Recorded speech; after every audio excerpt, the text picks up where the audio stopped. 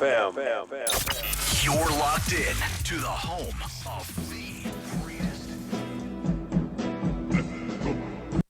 WSBU North Palm Beach, W240CI North Palm Beach, W295BJ Jupiter, W223CJ West Palm Beach. Good morning. I'm Earl Stewart. I welcome you to Earl Stewart on Cars, a live talk show all about how to buy, lease, or repair your car without being ripped off by a car dealer. With me in the studio is Nancy Stewart, my wife, co-host, and a strong consumer advocate, especially for our female listeners. We also have Rick Kearney, an expert on how to keep your car running right. I dare you to ask a question that Rick can't answer about the mechanics or electronics of your car. Also with us is my son, Stu Stewart, our link to cyberspace through Facebook, YouTube, Twitter, and Periscope. Stu is also the Spymaster Director of our Mystery Shopping Report. He dispatches our secret shopper weekly to an unsuspecting South Florida dealership. And now, on with the show. Hi, folks. Boy, we're here again, our second time, I guess, in our new studio. And boy, it's very different in here when you're doing the same place for 15 years and suddenly you're in a new place. So excuse me if I act a little funny or knock something over or don't know what to say, but we're trying. I'd like to say that a lot of people don't know about the show. For you newbies, let me just say that this is a very different show, something you've never heard before. Stay tuned. If you were looking for some oldie music, stay tuned anyway, because I think you'll find this interesting.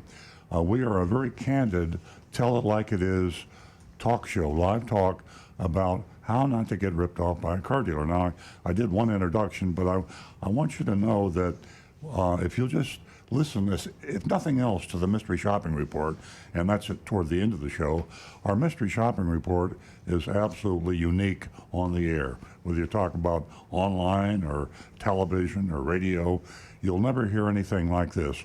We actually visit car dealerships every week. We go into a different car dealership. I'll give you a little hint. We went into CarMax, which is the largest used car retailer in this area. They're second, I think, to CarMax. Offleaseonly.com I'm talking about. CarMax is the largest, and offleaseonly.com is the second largest in this area. So it was an exciting report. We named names of the salespeople, the sales managers, and we've been doing this, as I say, for 15 years without being sued. Came close a few times, but we have never had anybody sue us for telling the truth. And of course, the law protects me and Earl Stewart on Cars. If we tell the truth, we can say anything we want to. And we do that on the air. It's very exciting, it's candid, and it's instructive. So if for no other reason, please stay tuned for our Mystery Shopping Report. As I say, we're in a new studio. We're all a little bit trying to get used to things, like when the calls come in, where do we see them? We get text. We're online, so we have Facebook, we have YouTube, we have Twitter, we have Periscope. A lot of you folks out there are streaming us live. My son Stu is taking note of that. And Rick Kearney is online also to watch the YouTube. So watch us live. You can go to Earl Stewart on Facebook.com/Earl on Cars. Facebook.com/Earl on Cars. You can do the same thing with YouTube. You can do the same thing with Periscope and Twitter. And it's kind of cool to look inside and see what we look like.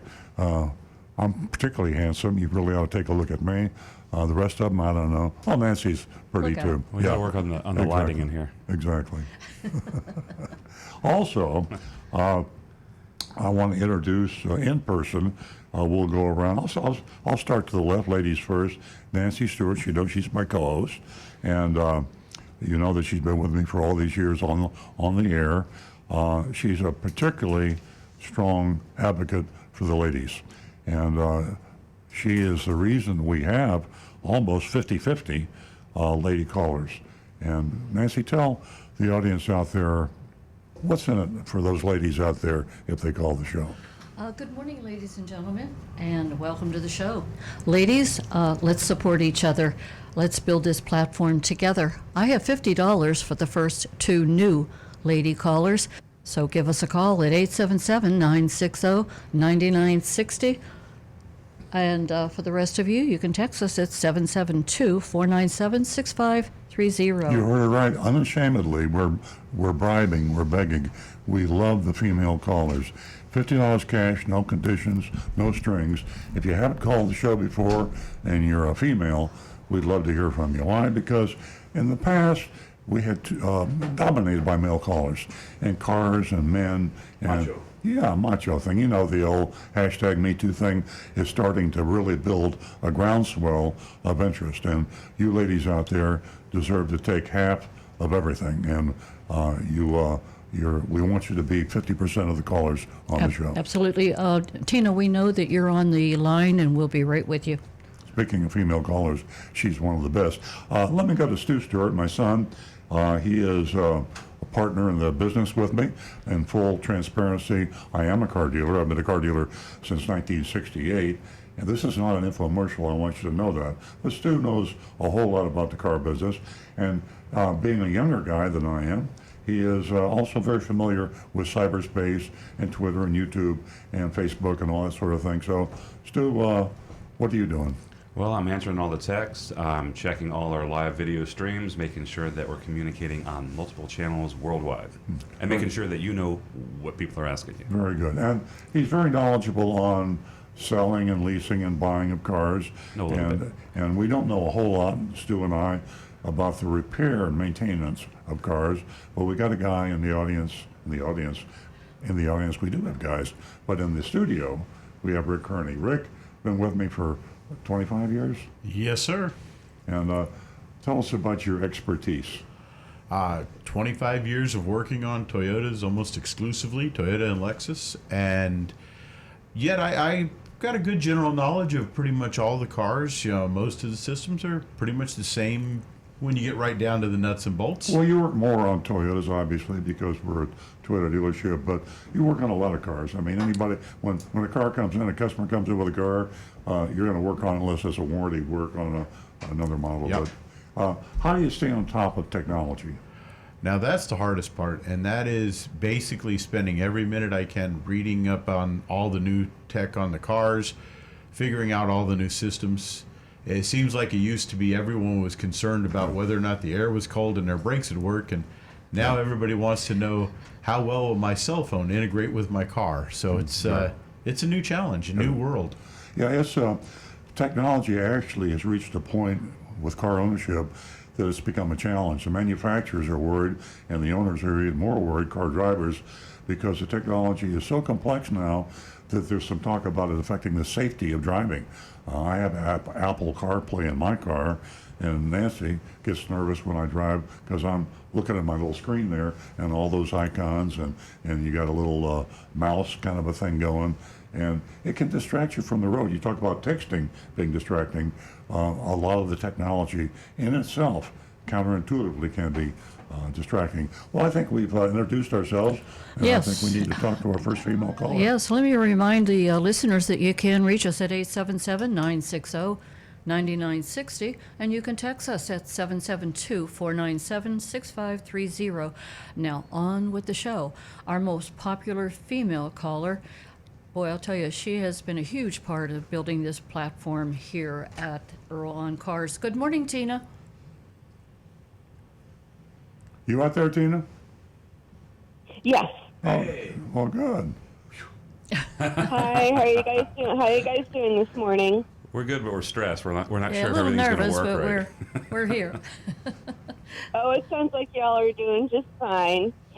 What did I want to bring up today? I sent you a text message regarding an affordability formula for people to buy cars. Whenever most people look to buy a vehicle, they forget about the price and they're like, oh, I really want that. But then when you crunch the numbers, reality kind of hits you in the face. So I think rather than looking for a particular car that you might want, it's best to really crunch the numbers and see if it can work for you or not. And I was wondering what you thought about that affordability formula that I sent you. I think it's very important, and you're absolutely right. Most people, Tina, rely on emotion too much when buying a car. Fortunately for us car dealers, emotion causes people to buy cars, but it's really not prudent. You can allow emotion to guide you toward a general type of car, but affordability and reliability and safety, how can you ignore that? There's so much data available to us today, and we should take advantage of it. Online, Google, that's the other half of my brain today. Consumer Reports is one of the most valuable tools. In fact, Consumer Reports in and of itself is probably the single most valuable tool. In a few minutes, maybe a half hour, 45 minutes, you can decide which vehicle is the safest, the most reliable, the most economical, affordable, and that's the way you ought to go. If you love a car, here's a good example. Jeep is an extremely popular vehicle. People come to me and say, I want to buy a Jeep, I want to buy a Cherokee, I want to buy a Wrangler. And we sell them on our used car lot. But I have to be honest with you, there are a lot of vehicles out there that are more reliable, that are safer, lower maintenance costs, and Consumer Reports gives you all that information. I have to say this, sometimes people knowingly buy a car and they know that something is better in a way of safety, reliability, maintenance, but they buy on emotions. Very difficult for us to overcome one of our basic driving forces, which is emotion and caring, and things that look pretty to us and exciting. Sometimes that even affects people getting married, but sometimes we just can't control ourselves. Yeah, well, I dodged a bullet in that regard a few years ago, but that's a whole other show. Yeah. Anyway, I like the order. I like the order that you listed everything: safety, reliability, and maintenance. And honestly, when it comes to cost, I think if you have to spend a little bit more to get a safer vehicle, it's worth it because it may mean your life someday. Sure, and you're right. Safety number one, because if you can afford it. I know people that drive cars and they know they consume too much gas. They know they cost a lot in maintenance, but they can afford it. That's great. They get a lot of money, they can afford it. But one thing they can't afford to lose is their life, and I know they want to protect their family. They don't want to be injured, but don't buy a car that you know that's not safe. One of the big things we talk about on the show are dangerous recalls and cars that are being sold every day. Safety, our mystery shopping report today addresses that issue. But please, I don't care how much money you have or how exciting and sexy that car is, be sure it's not dangerous. At least be sure it doesn't have a dangerous recall that cannot be fixed. Cars are being sold today with dangerous recalls that are unfixable. You're being foolish and you're being selfish and thoughtless if you buy that car. If anybody rides in that car with you, friend or family, you should definitely not do that. Safety, that brings to mind an issue that I just went through recently. I got the recall notice, and Germain Toyota over at Naples, they were really good to me, and they got my side curtain airbags all fixed up. How important, Rick, are those side curtain airbags? Well, they're, the airbags today, I don't know how many lives. I'd like to see an estimate of that. I can't believe that I drove cars for so many years without airbags. And we have a collision repair shop at our dealership. And Alan Napier was on the show last Saturday when Stu was on vacation. And if you want to get an idea of how many lives those side airbags save, just talk to Alan or any body shop manager. They see the cars that come in, and the conversation every day is, I can't believe no one was hurt. I can't believe that no one was injured in that accident. Wow. We see accidents that 35, 40 years ago would have been absolutely fatal. And the cars today are amazingly safe, and those airbags will save lives. They do every day. Yeah, the side curtain airbag thing, that's been around for maybe less than 10 years? That's a fairly new safety feature. Yeah, the side airbags, now. do you remember, Rick, maybe 15 years? I'm going to say closer to 15 years. Yeah, they came out and they were like Okay. You didn't have to have them, but they would be in certain models, and then gradually they became prevalent, and they're in all models now. Well, as a matter of fact, some of the newest cars coming out right now can have as much as 12 to 15 airbags. Yeah, they're putting airbags on. There's even talk about putting them on the roof of the car. And I believe there's some models that actually have them in the door. Yeah, the door, which is absolutely, you don't think about that, but you get a lot of T-bones, where they hit you from the side, and to have the airbag in the side and even the roof. So eventually, our car will be one giant airbag, and no matter where you get hit or where the impact comes from, you're going to be safe. And Tina? All right. Yes, ma'am. To the topic about Takata and this airbag disaster, the legislators, if they could just cooperate with us, it would, save so many lives. And we really need everyone's support, in this terrible train wreck, I'm going to call it, that's been going on for so long. And the number of cars that are sold, unbeknownst to the consumer, that they do have a problem with that vehicle. And they're never told, and they drive right off the lot. Okay. Well, call again, please, Jenny. You are our best caller, certainly our best female caller, and I just fell off the bench here. Watching Facebook, I'm okay. Let me give you a hand there. But the camera is now photographing the ceiling. But you're not That's missing okay. much. Put it on Nancy. It looks better anyway. Okay. I'm back.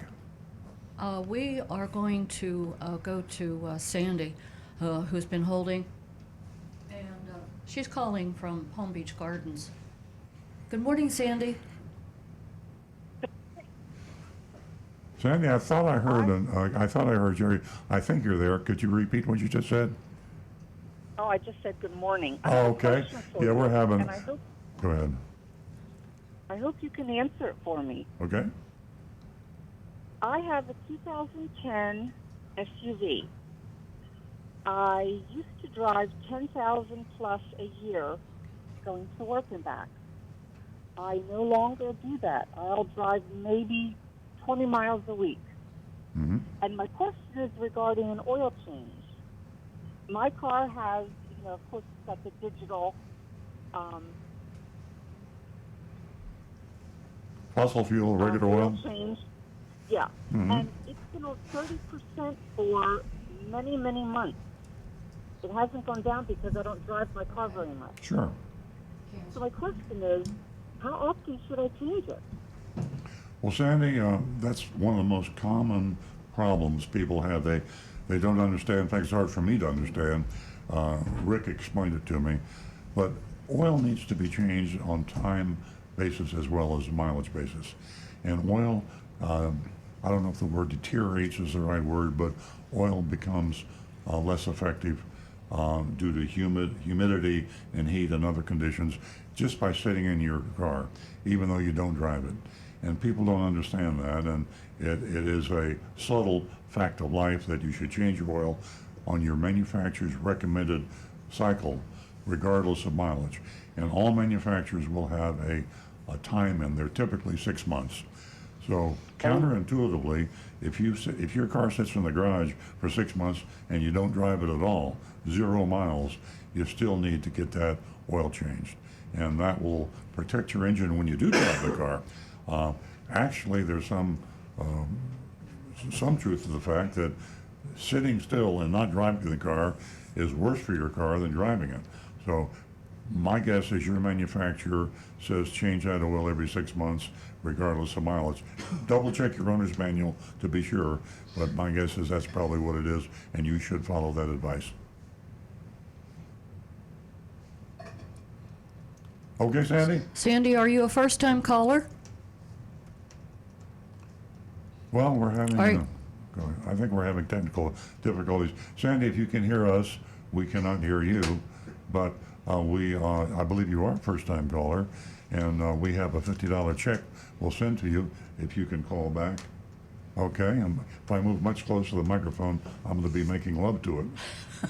So at least I'll be getting saliva on the thing here, so I'm sorry I can't do much more for it. At any rate, we will send you the check. Call back, 877-960-9960, Sandy.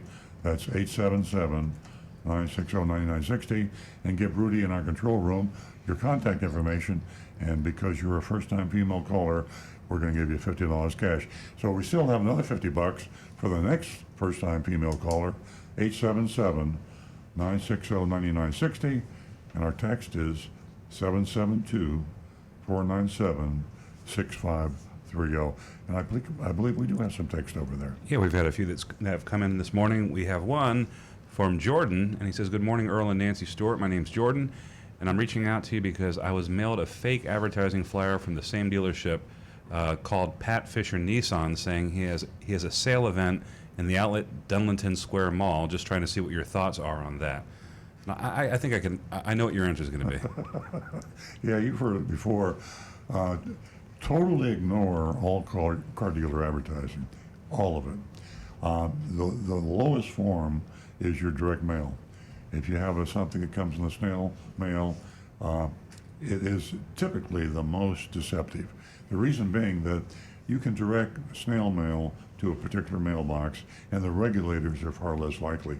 You don't see too many car dealers dumb enough to send direct mail to the Attorney General's office or to the County Office of Consumer Affairs, so they can target all the people, and it is really terrible. But all car dealer advertising is deceptive. They never advertise a vehicle at the price you can buy it for. And I would love to hear from anybody in our audience on YouTube or Periscope or radio or Facebook, anybody that can hear my voice. Have you ever bought a car at the advertised price, for the advertised price, plus tax and tag only? We'll give them that much. If you ever bought a car, what it was advertised for, and then only had to pay sales tax and license plate. If you have, call the show, 877-960-9960, and we will say good things about the car dealer that did that, because it just doesn't happen. Okay. Okay, excuse me, Stu. Sandy's back.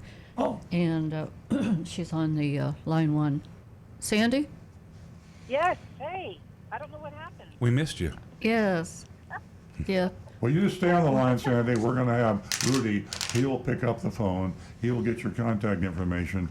And because you're a first-time female caller, we're going to send you $50 cash. So we don't want you to have to give us your address and everything over the air. So Rudy will speak to you, get your information, and within a few days you'll have $50. And thank you very much. And please call again next week. Yes, and a special thank you from me, Sandy. Okay. You're Okay, welcome. stay in touch. Now we'll get to our text. And Stu has another text that just came in. Yes, I do. This came in from, well, there's not a name on it. It's a picture, and I'll try and get this to Jonathan, and we could probably get it up on Facebook or on Okay. YouTube later. It's a picture of a Corolla in a car dealer's inventory listing on their website. And the question is, what's up with selling or advertising new cars without hubcaps or these wheel covers? Is this a new trend? I've noticed it from different dealers. And honestly, I don't have an answer for you because I don't know. Well, I can only speak for Toyota. I don't think there's any that come in without wheel covers or hubcaps. No. But I'm looking at a picture of what looks like to be a Toyota Corolla without hubcaps. So I don't know. My assumption is there's a thing called a pre-delivery inspection, and that's when these hubcaps are supposed to be installed in the car. Mm-hmm. Some have their distributorship do it. Some do it at the dealership. So maybe they took the picture of the car before they put the hubcaps on. Sounds like a goof up, and kind of silly. I mean, not a good way to sell cars. They don't look as good without the. Not at all. Yeah. Shame on them. And the last one, this kind of made me feel good, and I want you to take this to heart, Mr. Stewart. Guys, relax and don't worry about the technical glitches. What's important is the show. We don't need perfection. The show and information speaks for itself.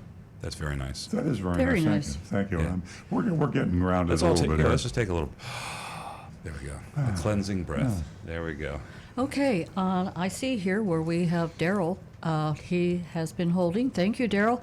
And Daryl's calling us from Pennsylvania, my Wow. hometown. Good morning. Morning. What can we do for you this morning? This is Daryl calling from Pennsylvania. Mm-hmm. Good morning, Daryl. I have, I'm not in the market for Toyota or anything, but I'm in the market for a Ford F-450. Mm-hmm. And there's several dealerships in Florida that I'm considering. Mm-hmm. One is Mullinex Ford. Mm-hmm. Do you know them? We do, yes. We have a mystery shop them. In fact, we know the Mullinex family, and we've spoken to the sons recently, and we know them to be. There are several locations, and they were the originals. They originated the one price and no dealer fee years and years ago.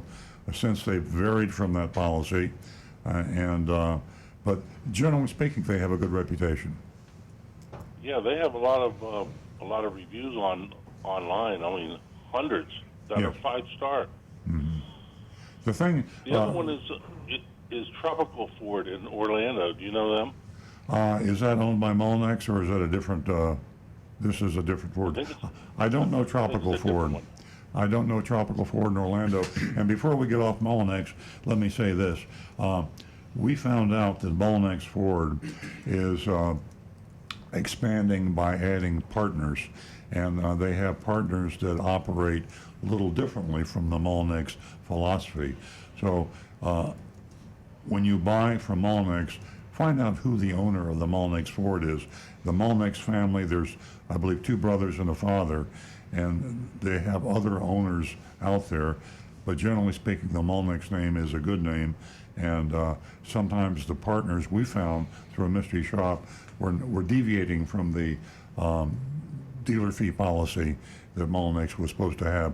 In this particular case, it was Mullinax Ford on North Lake Boulevard in North Palm Beach, and they were advertising cars with no dealer fee, and we mystery shopped them, found out that they did have a dealer fee, and that's when we contacted the real Mullinax and discussed it with him.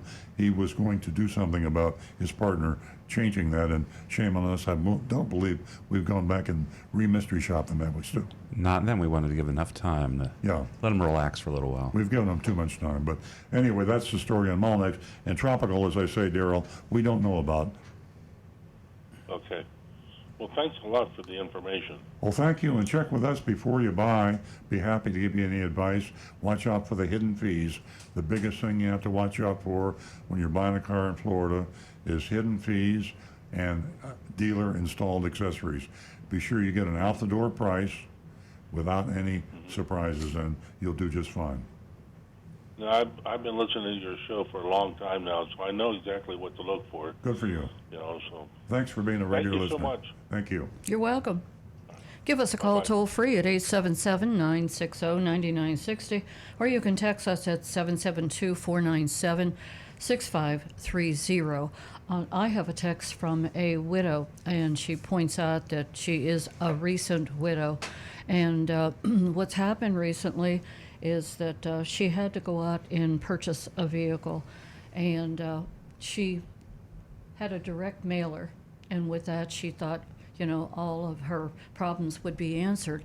She goes to the dealership, and in mind she wants to purchase a vehicle, and the monthly payment was way too high for her, and she just didn't know what she could do. It was out of her budget, and the salesperson suggested that she lease, and she was very nervous about that. And what she did was that she told him that she would have to go home and digest leasing a vehicle. The payment was much lower. The purchasing payment was about $600, and the lease was about $400. And she wants to know if she should go back to the dealership and sign on the dotted line for the lease. It sounds like this person has not gone car shopping alone, and our sympathies certainly to her husband who passed away recently. But you should go in, whether you're a widow or whether you're anybody, a man, a woman. Car shopping alone is not a good idea. You should go in with someone that can take notes, make suggestions. 2 sets of ears, 2 sets of eyes are better than one. As far as a lease versus a purchase, rule of thumb, I always recommend purchase because it's simpler, easier to understand. Car dealers today do push leasing. Manufacturers push leasing because it's simply more profitable to the manufacturer and to the dealer. Car dealers, on the average, will make at least $1,000 more when they lease a car than when they sell you a car. And there are a lot of reasons for that. And the complexity and deception is probably the single biggest reason. So I'd recommend you stick to purchasing.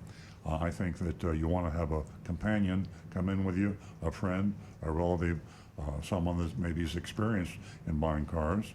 And I also recommend that you get 3 competitive prices. Never buy from only one dealership quoted price. Competition is your best friend.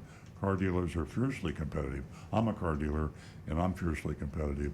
It's in our blood when we become car dealers. And when they know that you're going to another competitor, and you say, I'm going to 2 other competitors, they're really going to get serious about giving you the lowest price. Just be sure it's the lowest out-the-door price, meaning there's no hidden surprises, hidden fees, or dealer-installed accessories. And Nancy Stewart, my co-host here, has come up with a great idea. It's called an out-the-door price affidavit, and you can get that on earlandcars.com.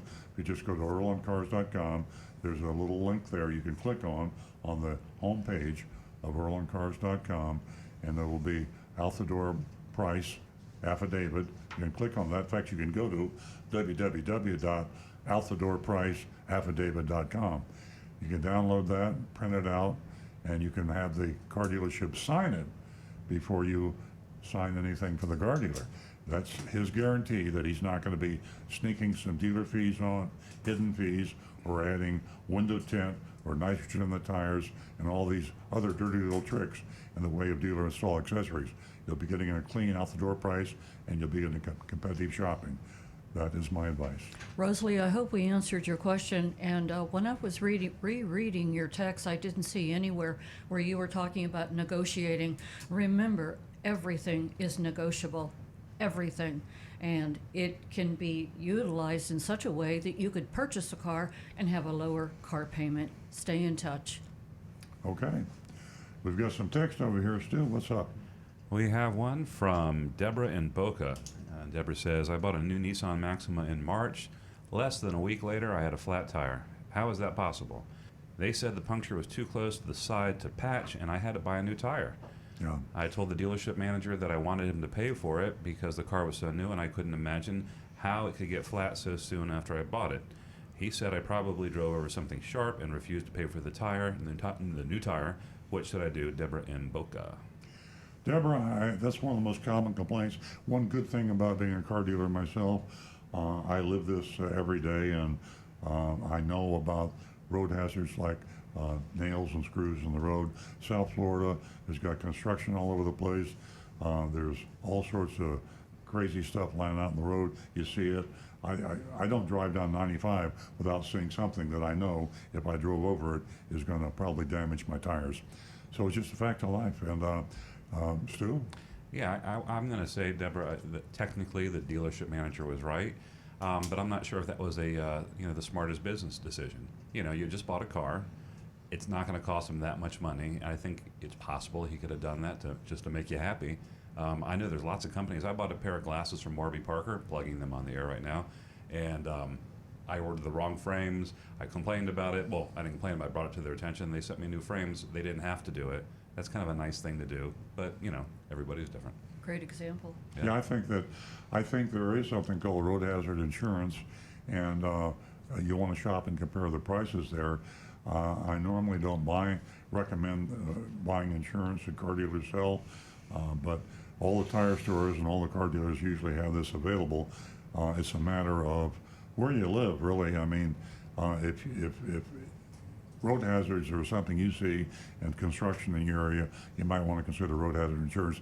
You're never going to find a car dealer that's going to be a nice guy like Stu suggested and say, don't worry, I'm going to buy you a new tire because you just bought a car from me 2 weeks ago. It ain't going to happen. So I'm talking about Utopia. Yeah, Utopia. And Utopia Ford would probably take care of it for you. Any more text? No, we're all cut up right now. Okay, 877-960-9960, and I'll give that out twice because some of you folks can't write it down that fast. And don't write it down, by the way, if you're driving.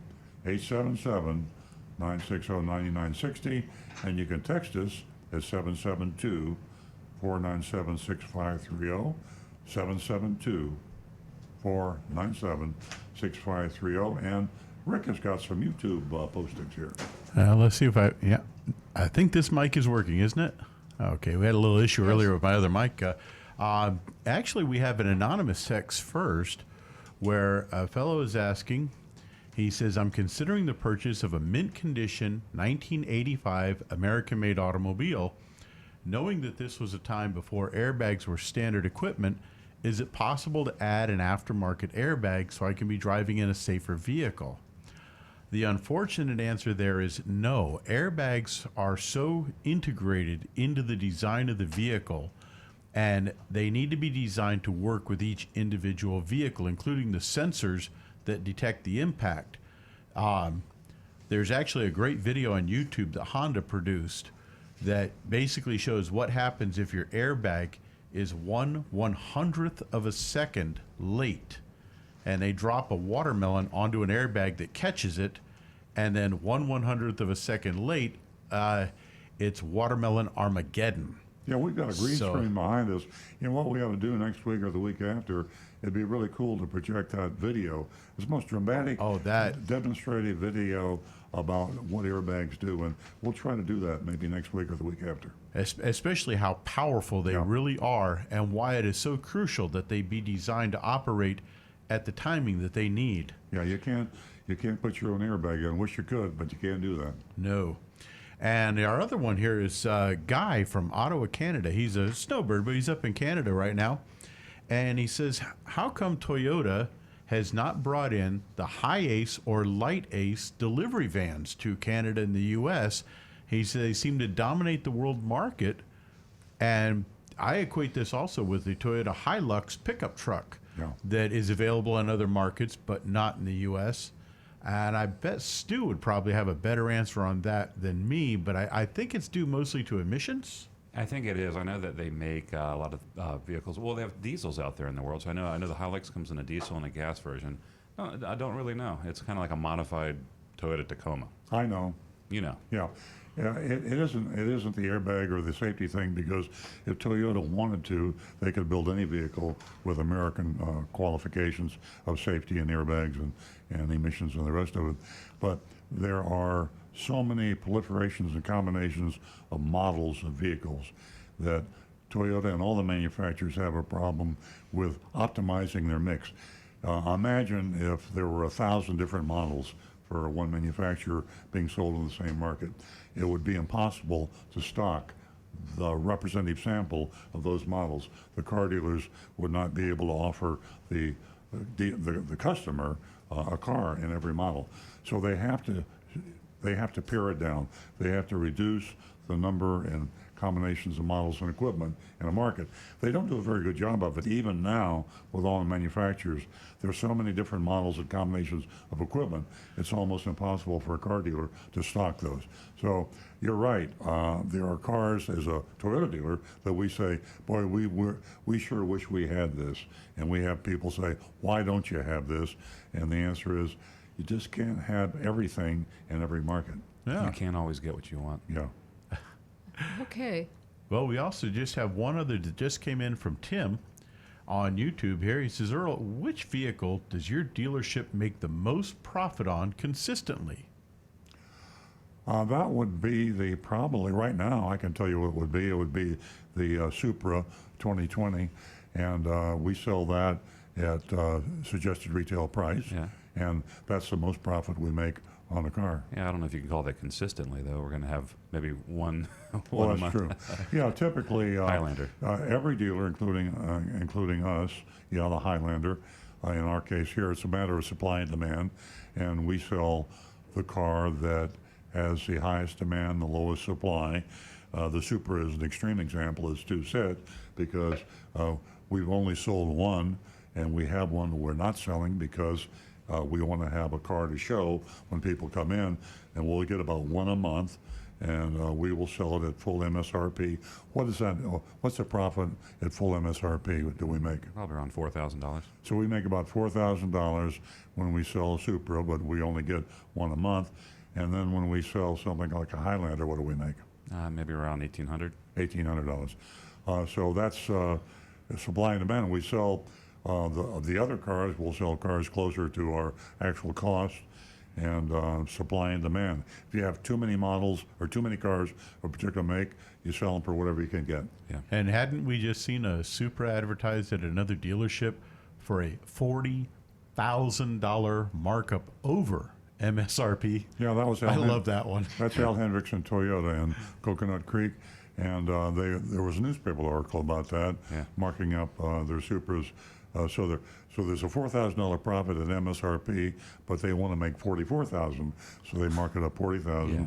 And heads up to you folks out there, be very careful when you're buying a car. Be sure that the sticker price is the Monroney label. The manufacturer's just retail price. Dealers will add something we call a phony Monroney, which is an addendum label that looks official, but they mark it up additionally. And cars with a high demand, low supply are typically ones that they do that to. Our wholesaler guy told us there's one that actually sold at auction last week for $75,000. It's already made it onto the used car market. Over a sticker? No, $75,000 was the sale price. Oh, the sale price? Yeah, so that's still over $20,000 over the sticker price. Yeah, so that's like the wholesale value because only car dealers buy cars at auction. So that'll give you an idea of what these cars are selling for. If a car dealer paid $20,000 over sticker, what is he going to charge you? And we said Al Hendrickson Toyota is charging $40,000. Let's not pick on Al. I mean, they're all doing it. They're all doing it. Yeah. The Toyota Vero Beach, I think, had one over $100,000 online. Really? Wow. Somebody must have leaned on them because it's back to MSRP online. So. Oh, great. Okay, Jackie texts. She's confused. She wants to know what dealer fees she has to pay. Jackie, you don't have to pay any dealer fee. Dealer fee is simply profit to the dealer. And they will tell you that they have to charge it. That's a lie. They'll tell you that everybody charges it. That's a lie too, but it's almost true because very few dealers don't charge dealer fees.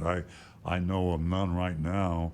Really, my dealership doesn't charge a dealer fee, but I don't know of any others that don't. Some of them charge nominal dealer fees, and CarMax has a $199 dealer fee. $399. $399. They raised it. But it's not a dealer fee. Yeah, it's a CarMax processing fee. Off lease only has a small dealer fee. They don't charge $100 or $200. Off lease, $199. $199, yeah. Or maybe two. No, it's confusing. Yeah, the average dealer fee in South Florida is well over $1,000, and you do not have to pay it. But let me be a little bit more specific. If they're going to charge a dealer fee and they say they have to say, okay, just give me your out-the-door price, including your dealer fee, and let me shop and compare that price with your competition. Because a dealer fee is not required by anybody to charge. They do it because the dealer wants to do it and because it's profit to the dealer. So let them charge it if they want to, but just be sure you can shop and compare it, because competition will eliminate the dealer fee for you. Competition will reduce the price of the car for you, and in reducing the price, you're reducing or eliminating the dealer fee. But to ask them to voluntarily eliminate it, it can happen sometimes, but usually it doesn't. Okay, Jackie, I hope we've answered your question. If you have a question and you'd like to text it, you can do so at 772-497-6530, or you can give us a call at 877-960-9960. We're going to go to Palm City, where we have our most favorite caller, and that is John. Good morning, John. John, are you out there in Radio Land? Yes, good morning. Good morning. Good morning. Thank you all for being there and educating the consumers. Thank you. I want the Bible of the industry. Everybody should have it, or pick it up in a library, or even read it in the stores. July Consumer Report, page 12, very small article, and this is a question I'm going to have for Rick. Top tier gas. Okay, they mention. Rick said it in the past. All gasolines, no matter what brands, they do have government-mandated additives. Okay? That's standard on all the gas. But consumers mention top-tier gas. Namely, what that means is Chevron, Exxon, Shell, Mobil.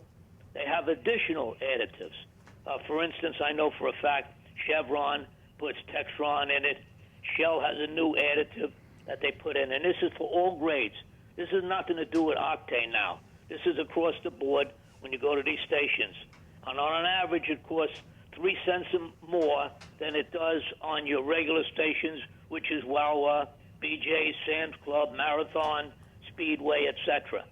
Now, what I want to ask you, they do recommend it because it's cleaner valves and it's better performance in any one of your automobiles on any grade.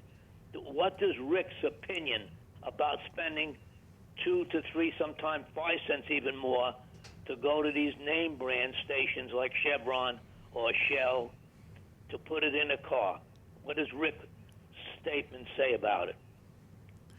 I think the only reason to go to a name brand station is the fact that if there's a problem with their fuel, they're more likely to stand behind it and take care of the issue. The reason I say this is a few years back, Shell gasoline had an issue where a lot of their fuels came out with an extremely high sulfur content that wound up damaging fuel pumps in a lot of cars. And if you had a receipt showing that you had filled up with Shell gasoline recently and your car suffered an issue with the fuel pump, Shell was paying for the repairs 100%, no questions asked. Well, Rick, did I understand John's question? His question was that the name brand gas stations have specific additives that can benefit. Do name brand gas stations have specific additives that the off-brand independents don't have? They do claim to, and I'm sure they put something in there, but truth be told, with modern automobiles and the modern fuels, just about any of them, if you're driving the car a reasonable amount and the car is basically, you're exercising the car. Cars need exercise just like people do. And if you're getting a reasonable amount of driving time in to let the car heat up, get the engine up to operating temperature good, it'll clean itself out for the most part all by itself with any good quality fuel available at any gas station. Like I say, even using Marathon or even some of these newer names popping up, their fuels are regulated by the government. They have to meet certain quality standards, and those fuels are just fine to run in your car. The only change I see that I would recommend sticking with a good name brand fuel, again, is because that company will stick behind their fuel. Plus the fact they turn their gas more frequently, and it's less likely for the gas to sit in sediment to collect in the bottom. Right, you're less likely to get sediment or water mixed into the fuel, because even though gas and water don't mix, once that water's down in the bottom of the tank, as it's getting stirred up, there will be some amounts of that water that stays mixed in with the fuel till it can settle back out. So that water can wind up being in your tank sometimes. Does that answer your question, John? Yes, that answers it. I'm going to stick to I'm a Wawa or Racetrack, and the reason I like them, not only because of price and cleanliness, but regularly, they come in and they clean their tanks. I spoke to the company that was doing it in Racetrack, and boy, I'm telling you, it's a regular basis. There's absolutely no water ever in any of their tanks, or they'll shut the entire station down until this maintenance company comes in and takes care of it. Now, another second question I got. People are going crazy. The new Corvette is out with a mid-engine. This crappy Supra dealers with $55,000. I'm a lot of years following, especially new cars or collector cars. I think anybody that pays anything above list price on any car, I don't care what it is out of their mind. They're going to get burnt. I'll go back as far as when I started high school. The Corvette came out in '53. People were going crazy until they saw basically what the car was. It was a bomb. Corvette almost went out of business. A sports car with a 6-cylinder engine, quality beyond so bad you can't believe it. The Chevrolet dealer had to fix the fiberglass and repaint actually the cars. But I mean, I'm going. Pontiac came out with a mid-engine. It was a bomb. It fell apart. People were going crazy. They were paying above list. And it's anything that I saw that came out, and it was supposed to be the hottest number. T-Bird and Camaro at the beginning of the 2000s came out with a model. People were paying $5,000 and $10,000 above the list. Sure. And it was like nothing. People want an investment in a car, and should they have the money, buy so-called collector car, especially some of them at auction now. They're going for prices that you could not restore the car or half of it. And I just got, for instance, an interesting car is coming up Tuesday on the 6th. Guernsey, an auction company in New York City, is auctioning Liz Taylor's 60 Rolls Royce off. Yeah, I saw no that. reserve on it. An interesting car for one reason. Or was that Queen Liz Elizabeth? Taylor had at least seven husbands. The first one, Eddie Fisher. Liz Taylor got married in a beautiful wedding dress. This is, a little off the topic. And it was the most gorgeous color of green. So what did Liz Taylor do? She went with Rolls-Royce and contracted for the same color green. You can see the car on the computer. Yeah. Auctions at Gurneys.com. Yeah. It's the most gorgeous green I've ever seen. I mean, there's an example. Somebody that has the money and burning a hole in their pocket to buy something in the automobile field. This is the type of cars that's worth something. I mean, for instance, the record of a New York auction in the United States was a 35 Duesenberg was owned by Gary Cooper. That set an all-time a record for American car of $22 million. Now, I'm not saying for people to go and injure something like that, but forget about buying any car, any new car especially, and paying above Lindo price on it. You're absolutely right about that. Time, waste of money. You're right. The manufacturers and the dealers often will hype the scarcity. I have no reason to think that the Supra is going to be available in any supply, but who knows? The control is with the manufacturer, and you know that a manufacturer or a car dealer is going to tell you this is high demand, low supply to justify the high price. But who knows? Maybe Supras will be available in large supply in 2 years. Toyota says no, but it's up to them. Well, the manufacturers hype it up. Sure. I mean, they're pushing this Chevrolet with the mid-engine now. It doesn't sound so exciting. Pontiac with the Fiero fell flat on their back with it. They sure did. John, thank you very much. You're always a fountain of information, particularly when it comes to antique cars, and those are interesting. Well, keep an eye on that Rolls Royce. It sounds interesting, but just look at the color on the computer. Yeah, I'll do that. It does sound interesting. Guernsey Auctions. Sounds good. Thank you, John. Okay, bye. Bye, John. Thank you for the call. Our number here is 877-960-9960, or you can text us at 772-497-6530. And Jackie is still in touch with me, and I have some information for you, Jackie, that's going to, protect you when you go in to purchase your vehicle. You can go to Consumer Report, consumerreports.com, and there's a protect yourself from hidden fees that I was reading from May 29th, 2019. So take a read and let us know how things turned out for you. Protect yourself from hidden fees, the Consumer Report. Stu's got a bunch of text over there. I do, but John reminded me of something. This thing with the new Corvette that he mentioned with the mid-engine, there seems to be some war brewing out there on social media between Supra fans and Corvette fans. I mean, it's getting ugly online. I've seen these posts on Facebook, and they're battling back and forth which one's the better car. And it's kind of funny because we are in the car business. I don't get into that. I don't understand how emotional people get about these cars, but they do. It's an important. Well, somebody asked me the other day if I'd driven our new Supra, and I said no. He said, "Why not?" How could you? I said, "Well, for one reason, it's very hard for me to get in and out." Yeah. And Stu said he bumped his head the other day. saw So, him? Yeah. so you got to love this kind of thing, and I love our new Supra because we when we sell it, we make $4,000, and we sell it at MSRP. I appreciate the design. I think it's a beautiful car, but Yeah. it's a little too small for me. It is true. I love the 1993 Supra. Yeah, there's one parked right next to it. Okay, our text. So this came in from Edgar, and Edgar says, Earl, you mentioned texting the show while driving. This is now illegal in Florida.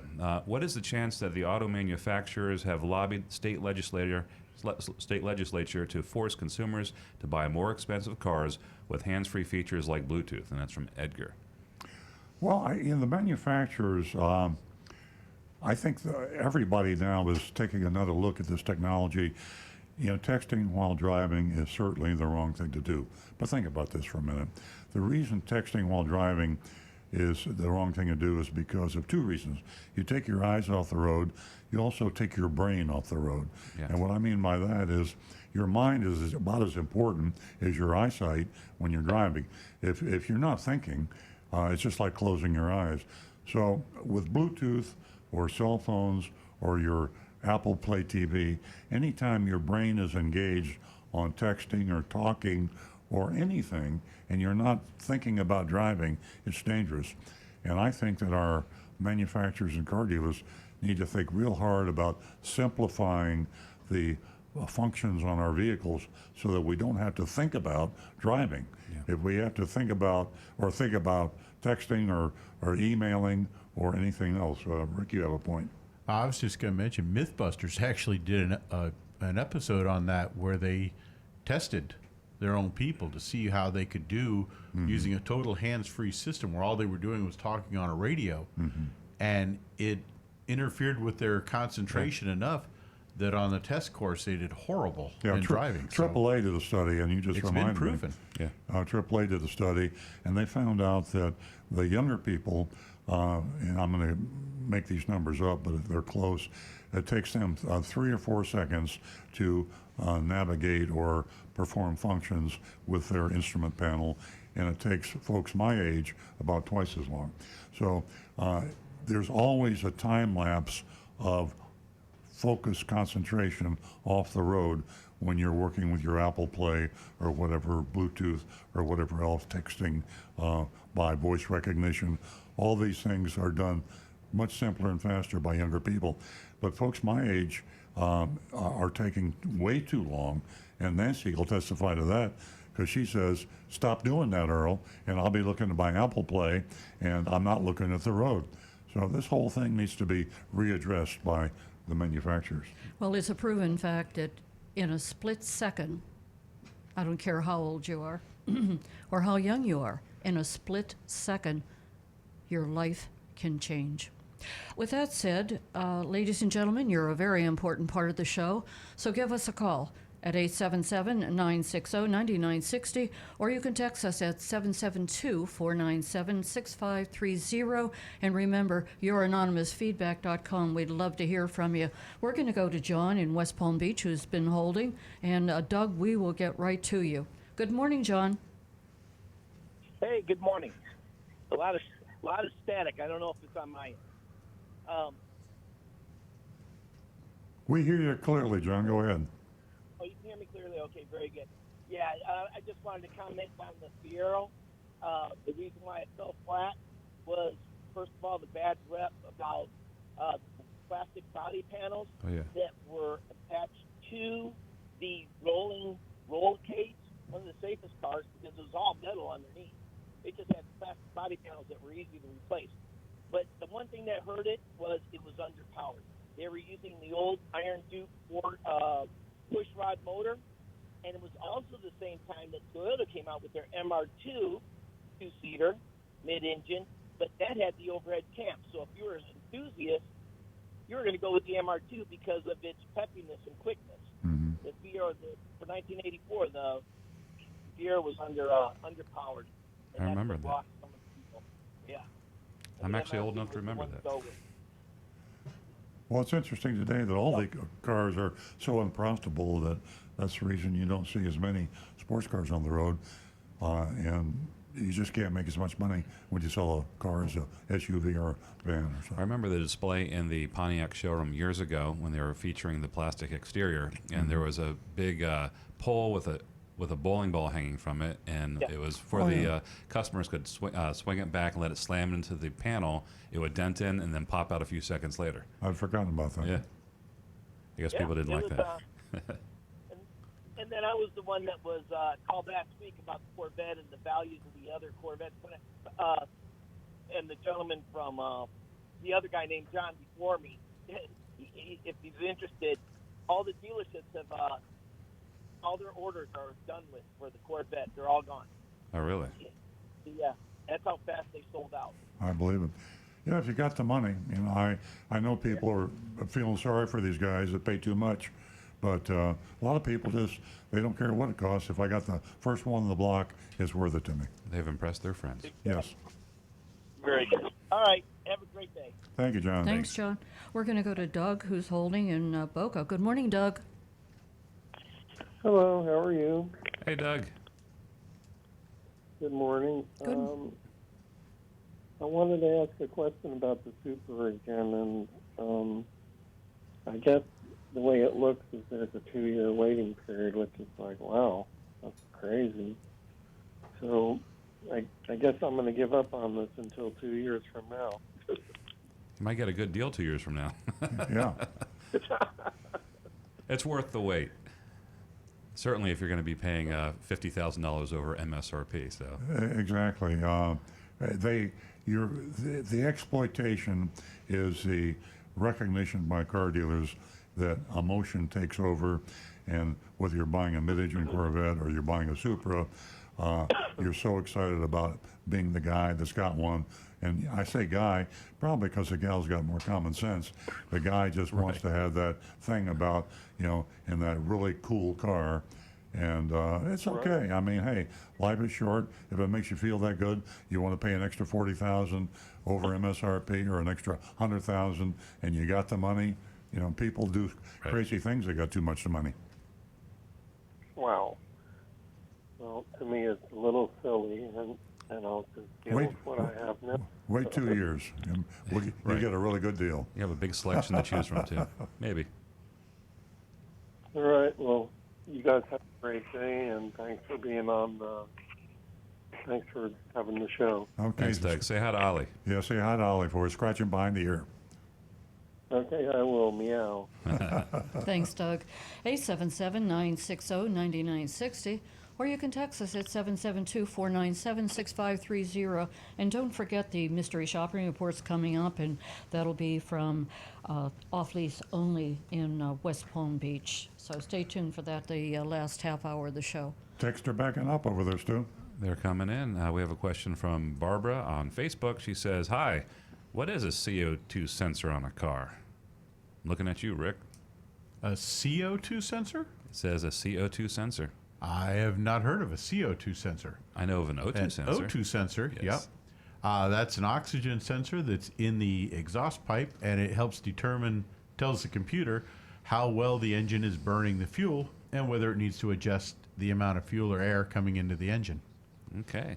Let me ask you this. I know that's right, but it just occurred to me that one of the problems we have in our atmosphere is carbon dioxide, which is CO2, and cars do, we exhale carbon dioxide, Yep. and so on and so forth, and plants eat it and exhale oxygen. But with all that said,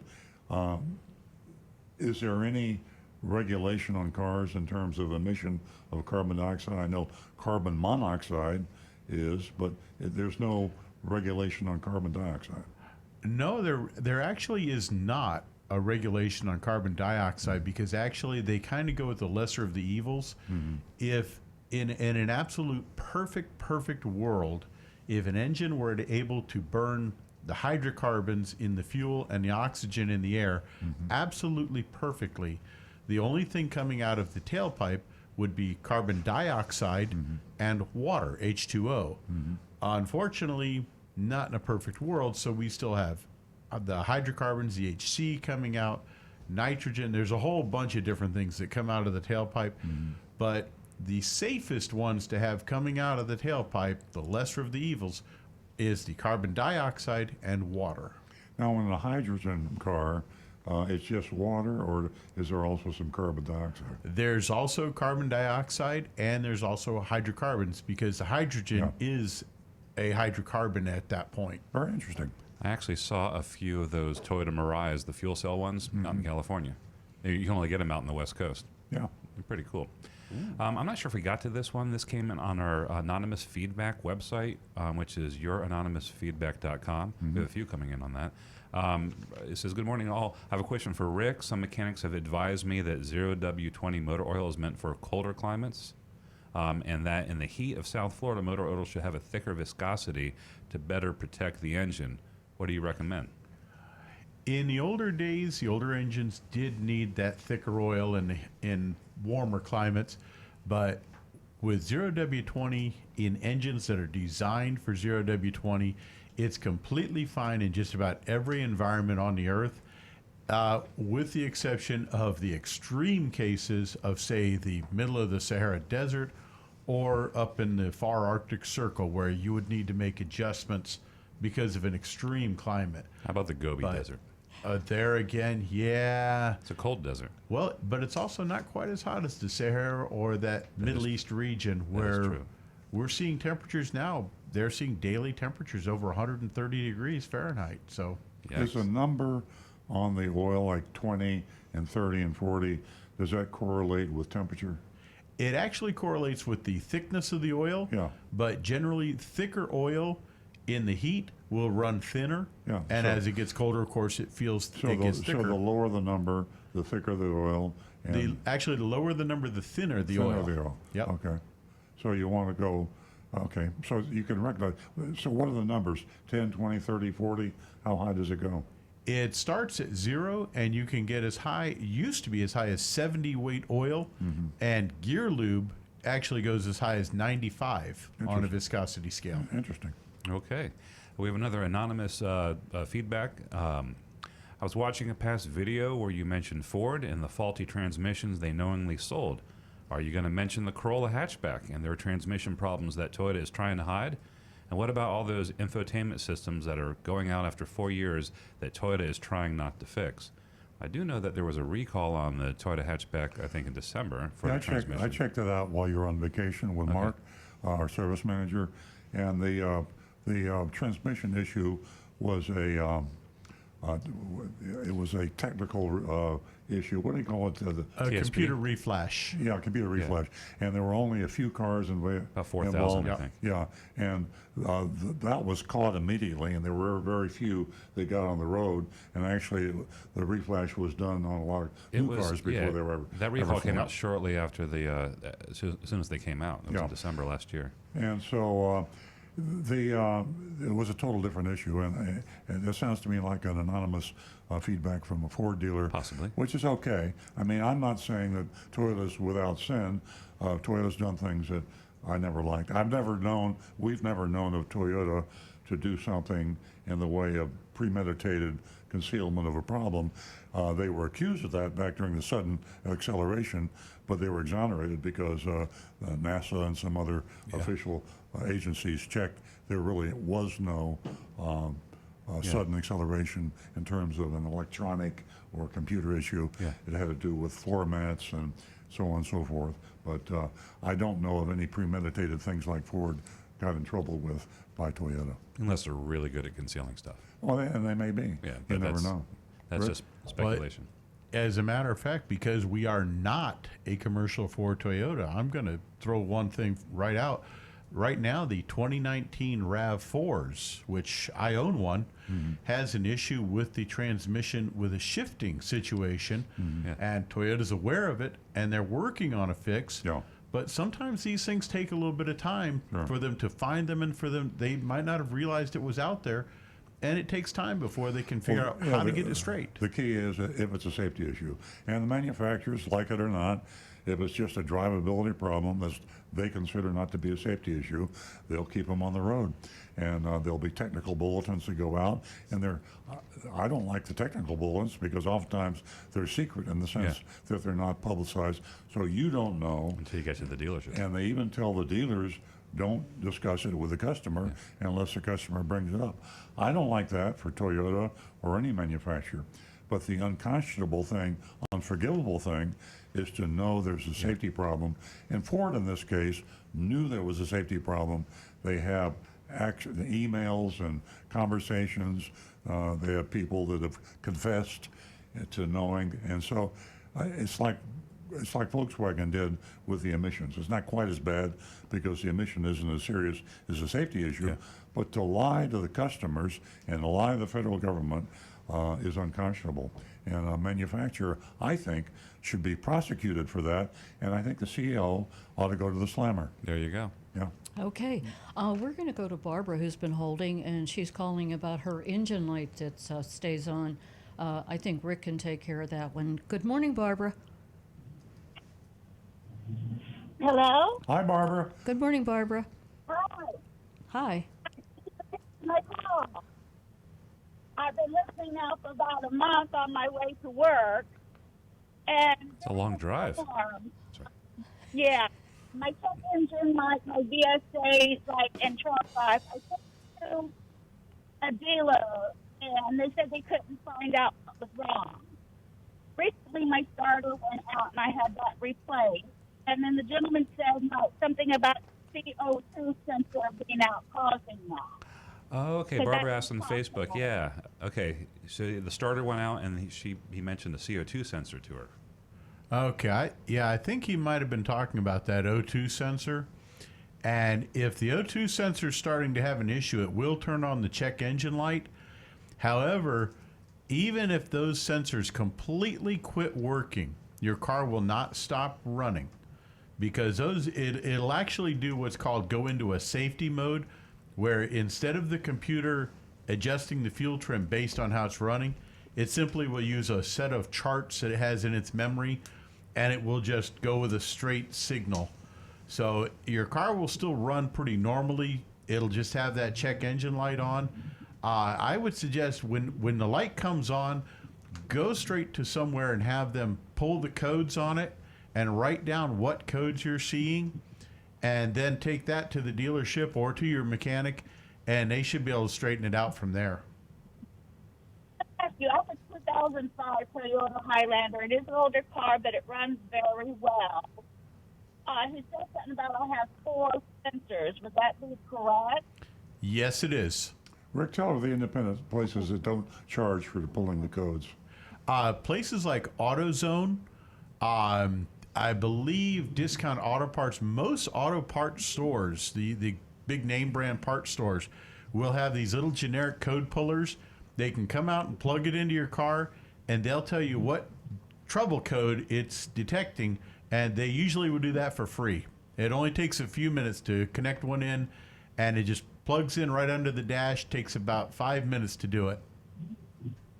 Okay, I am an older lady, and sometimes I feel like these places, because I'm older, they feel like they can, something.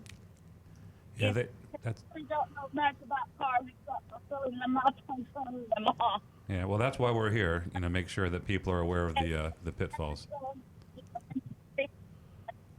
Listen to listen and very much.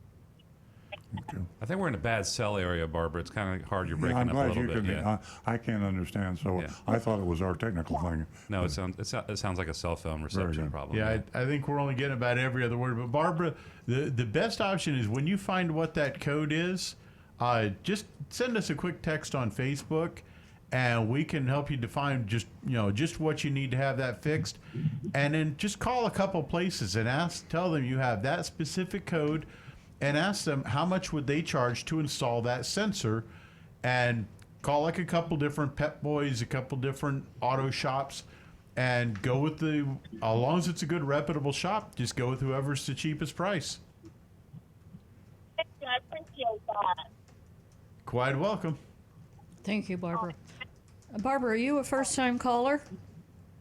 Yes, like I said, listening for about a month now. This time I talked. Okay, Barbara, stay on the line and pass your contact information to me, and I'll get a check out to you for $50. Thank you for listening to Earl Stewart on Cars. I have to donate that money to Okay. Okay. Thank you. 877-960-9960 or text us at 772-497-6530. And Sue's got some more text over there. Yeah, let's get caught up. This is from Mark. It says, I kind of agree with Mark. Hydrogen cars do not produce hydrocarbons. They burn H2 and O2. There is no carbon in the fuel. Gasoline has carbon and hydrogen. That's why gas cars produce hydrocarbons, from Mark. And I said, that's what I thought. I'll smack Rick in the face with this. Bap. He is completely correct. Okay. I was wondering about that. I just didn't want to say anything. Okay, the next one we have, this is from our anonymous feedback, youranonymousfeedback.com. Hi, Rick. I once dated a woman who told me that using the air conditioner while being closed off from the outside air was bad for the engine. Is there any truth to this? Also, I think I remember you saying a while back that before turning off the car, it's a good idea to allow the outside air in and turn the fan on high to eliminate the chance of mold. Is this true? And that's from Britt in Los Angeles. The first part, no. You can run that AC on recirculate as much as you want to keep it nice and cold. Won't hurt the engine at all. Won't hurt anything at all. The second part, if you have an issue where you're in a humid area and you notice you're starting to get kind of a musty smell, That's the easiest thing to try is about 2 or 3 minutes before you get home. Switch over to that fresh air intake and put that fan on high, and it will help to get some of the condensation off of the evaporator core, and leave it on fresh air so that the air can circulate a little bit, and it will reduce that moisture and reduce any mold or mildew buildup. All right. And our last one on youranonymousfeedback.com. Hi, I love your show. I'm considering buying a new car from your dealership, but I live about 250 miles away. Is there still a break-in period for the first 1,000 miles? Don't do something for new cars. I don't want to cause damage to the new car while driving on the highway to get home. Thank you, and keep up the great work. Break-in period. And the answer there is no, because the engine companies now, when they build the engines, they actually put them on a dynamometer and they do the break-in for you. Sounds so great. Those cars are, as soon as you get in that new car, you're ready to drive along in a nice, safe manner. Okay, great. We're going to keep Rick busy. Here's another one. What would be a good additive to add to gas to keep the engine running clean? And that's from no name on that. That's from Bob and Stewart. None, in my opinion. I would stick with a good name brand fuel company, and I really wouldn't put any additives. I don't use any additives in my own personal vehicles at all. Bob, think about it. It's a very competitive marketplace out there. If there were an additive that would put in gas, it would do something significant like better fuel economy, less pollution, greater power, anything, the oil companies would own that in a heartbeat.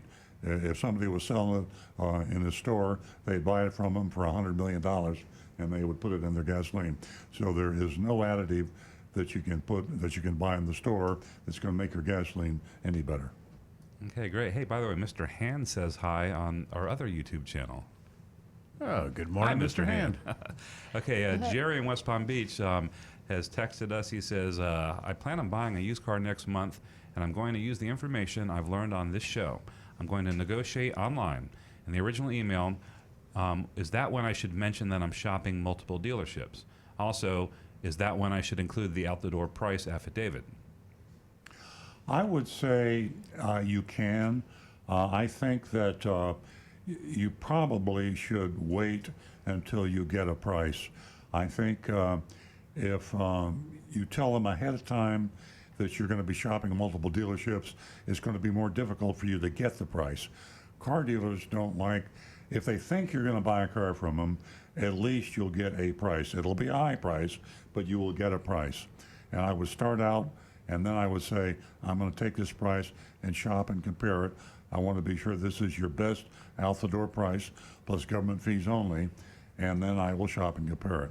What do you think, Stu? I think that's the best way to do it. I mean, there's nothing wrong with letting the dealers know right up front that you're shopping and comparing. I think the out-the-door price affidavit maybe comes a little bit later in when you actually get to the dealership. Mm-hmm. But actually, I mean, you can download it. You can send it as a PDF and an email. Yeah. It's really up to you. As long as they know that you're serious about that you're comparing other dealers, that's probably going to be the best, the most effective weapon that you have. I'm thinking about, typically, let's go back to the old days. You walk into a car dealership and you want to buy a car and you say, I like that one there. How much is it? And the dealer says, or the salesman says, are you going to buy today? And if you say, yes, I'm going to buy today, then things start to roll and the deception begins, but you get a price. If you say to a salesman, I'm not ready to buy yet, you might get this answer, well, when you're ready to buy, come back and see me, or go out and shop around, get your best price, and bring it in, and I'll beat it. Mm-hmm. And that's the game that likes to be played by the car salespeople, and that's the only reason I say that you might be better off to play the game with them up to the point where you get a price, and then hit them with the fact that you'll be shopping and comparing this price. At least you got one price. Yeah. They might say then, well, if you get a better price, come back and see me. And you have to say then, if you don't give me your best price now, you'll never hear from me again. Yep. Well, it definitely works. Yeah. Okay, we're all caught up. Okay, folks. This is from Christina, who is texting me about her tires, and she wants to extend the life of her tires. And I think that Rick can probably address this. But I can tell you, Christina, I learned that going to a gas station, the gas gauges there are really abused and sometimes unreliable. So I just check my own air pressure on my tires. But we'll send it over to Rick and let him explain a few things to you. Number one thing I'd recommend, put your car on a diet.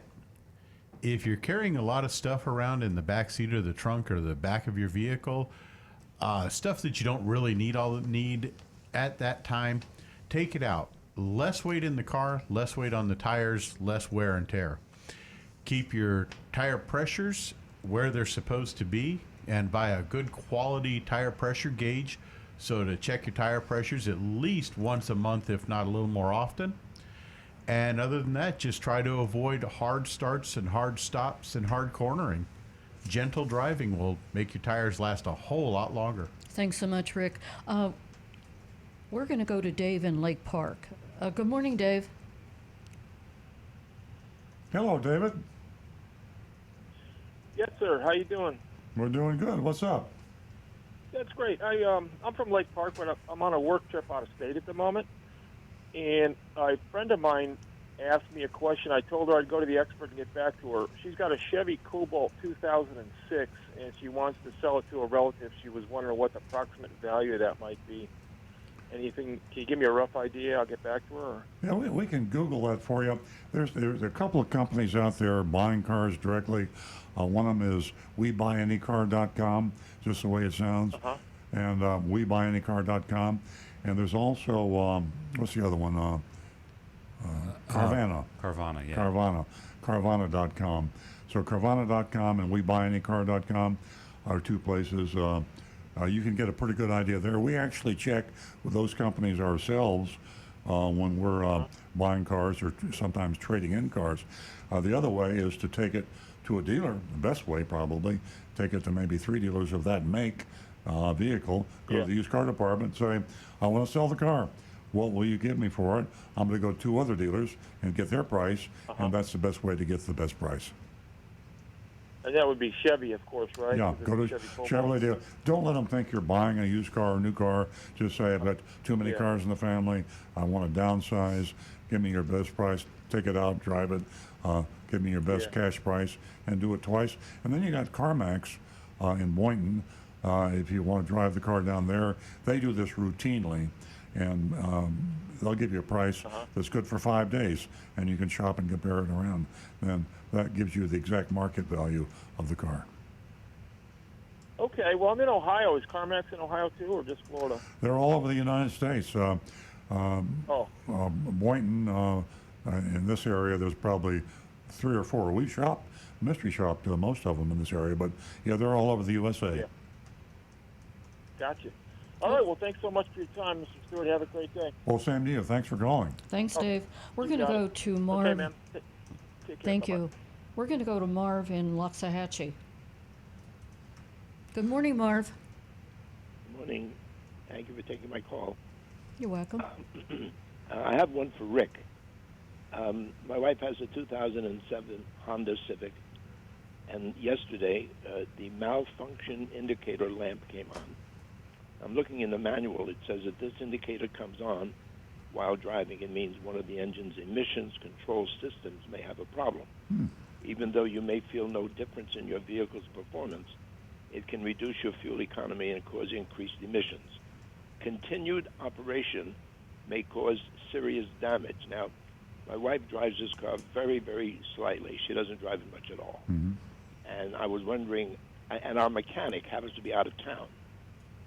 And I was wondering if we could wait a couple of weeks before bringing it over to him. Well, the first question I have, did you recently fuel up the tank? I'm sorry. It went on to say that too. It went on to say that check the fuel cap, and we did check it, and we tightened it, and we heard a couple of clicks, so we know it's tight. Okay, so the fuel cap was on nice and tight. Yeah. Yeah. The next thing I would do is if I would stop in at a local AutoZone or Discount Auto Parts, any good parts store, and just ask them to pull the trouble codes. They have a little scanner. They'll come out and they'll plug it in, and they'll tell you what that trouble code is. And if it's something like just a simple gas cap code, I would ignore it. I wouldn't worry about it at all. Odds are it's going to be that. Potentially it could be one of the other sensors on the engine.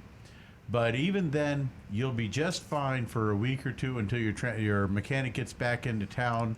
I'm assuming this is someone that you trust really well.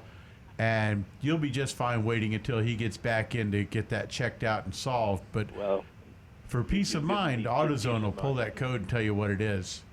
I appreciate that we have a couple of weeks. I was very concerned about it. I'm surprised about the language Honda used. Would you read that again? The part where they said something bad would happen if you didn't do something? Yeah. Well, it said at the end of the paragraph, it said, continued operation may cause serious damage. Yeah, I'm really surprised at that. I agree with Rick, and I've never heard that language from a manufacturer before about a sensor indicating an emissions problem. We know of no emissions problem that can damage the car.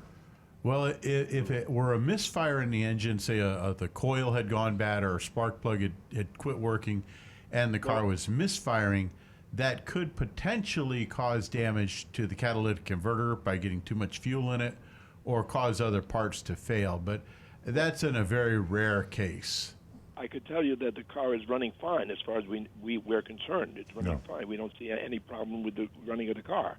But the light is on, and you see that idiot light on, you get scared. You don't know what it is. Right. That's a 2007 what? Honda Civic. Honda Civic, yeah. Yeah, I'm going to look into that because we hear this all the time. One of the standard things we advise people when they call about emission problems is that fixing an emission problem is a matter of conscience on your part because, you're polluting more and it's not good for our environment. But in terms of affecting the cars from a safety or I'm going to damage my car kind of a thing, we've never heard this language. So I'm going to investigate this thing with Honda and see what I can find out. But thank you very much. That's a very interesting call. Yeah, just to point something out to you, the paragraph goes on, if the indicator comes on repeatedly, even though it may turn off as you continue driving, have the vehicle checked by your dealer as soon as possible. That's what it said. Well, you should get it checked as soon as possible from an emissions standpoint. But what bothers me is the implication that your car is going to blow up and you're going to be looking at And I think if that's not true, I think a Honda should have to answer for that because they're trying to scare you into having that emissions fixed by the dealer. I don't like that, but we want to investigate anyway. But thank you very much for that call. Right, and we thank you for the peace of mind you've given us. Have a good one. Have a wonderful day. You're very welcome, Marv. Ladies and gentlemen, I just want to thank all of you for tuning in to Earl Stewart on Cars. You're a very, very important part of the show. And you can give us a call at 877-960-9960, or you can text us at 772-497-6530. And I believe Stu has some texts that he has to get to. Well, let's jump over to Rick, because I think he's got some piling up over there. Yeah, we do. From YouTube, Ernesto is asking, he has a 2014 Camry, and he's asking, when does the coolant need its first change and how often after the first change for engine coolant? And Toyota specifies 150,000 miles and every 50,000 after that for most of our cars now for engine coolant. Let's see, who we got next? That's almost like never. Yeah, 150,000 miles is well, actually on modern cars, that's just a little past teenage getting to where the car's adult level. So, yeah, because now these engines are lasting 200, 300,000 miles easily. So, people are kicking their teenagers out of the house earlier and earlier. True, very true. Sometimes I want to. And he also, Ernesto also brought up a little issue where he says, whoop, and I just lost my page there. He has an 04 Mustang. He says back in 06, he saw an issue with the fuel causing a problem. And he said Ford was able to solve this under warranty for him. He said, but he wound up, they sent him a technical service bulletin recommending that he use either Chevron or Texaco fuels. And I'm kind of surprised by that they would specify a specific brand of fuel that they wanted them to use.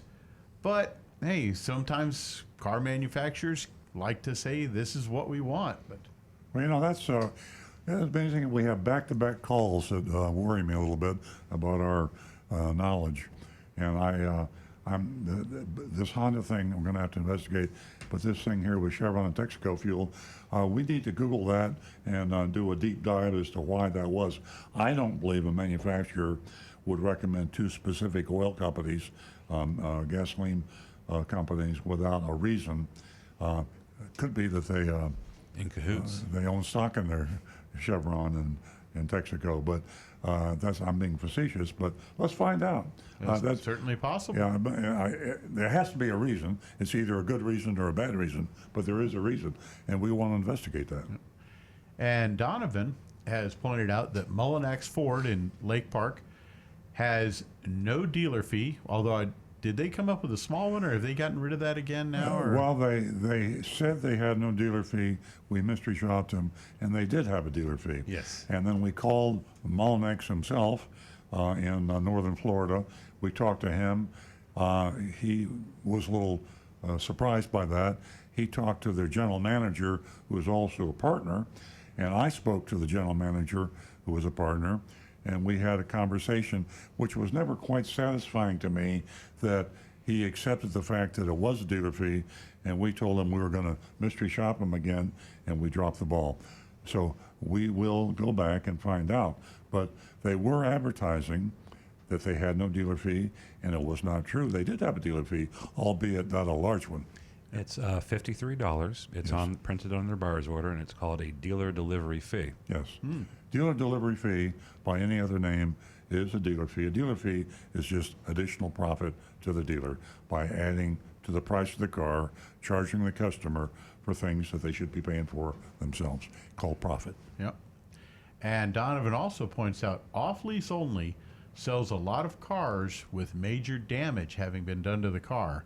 And that we have found is true in the past, that cars that have been in severe accidents and then repaired, you might find them on that off-lease only lot. So keep your eyes open. And you'll find in our mystery shopping report coming up very shortly, because we did shop offleaseonly.com, that they fully disclose that to their customers. And they say these cars have been in accidents. And we buy a lot of cars that have been in accidents, and you'll hear the rest of it.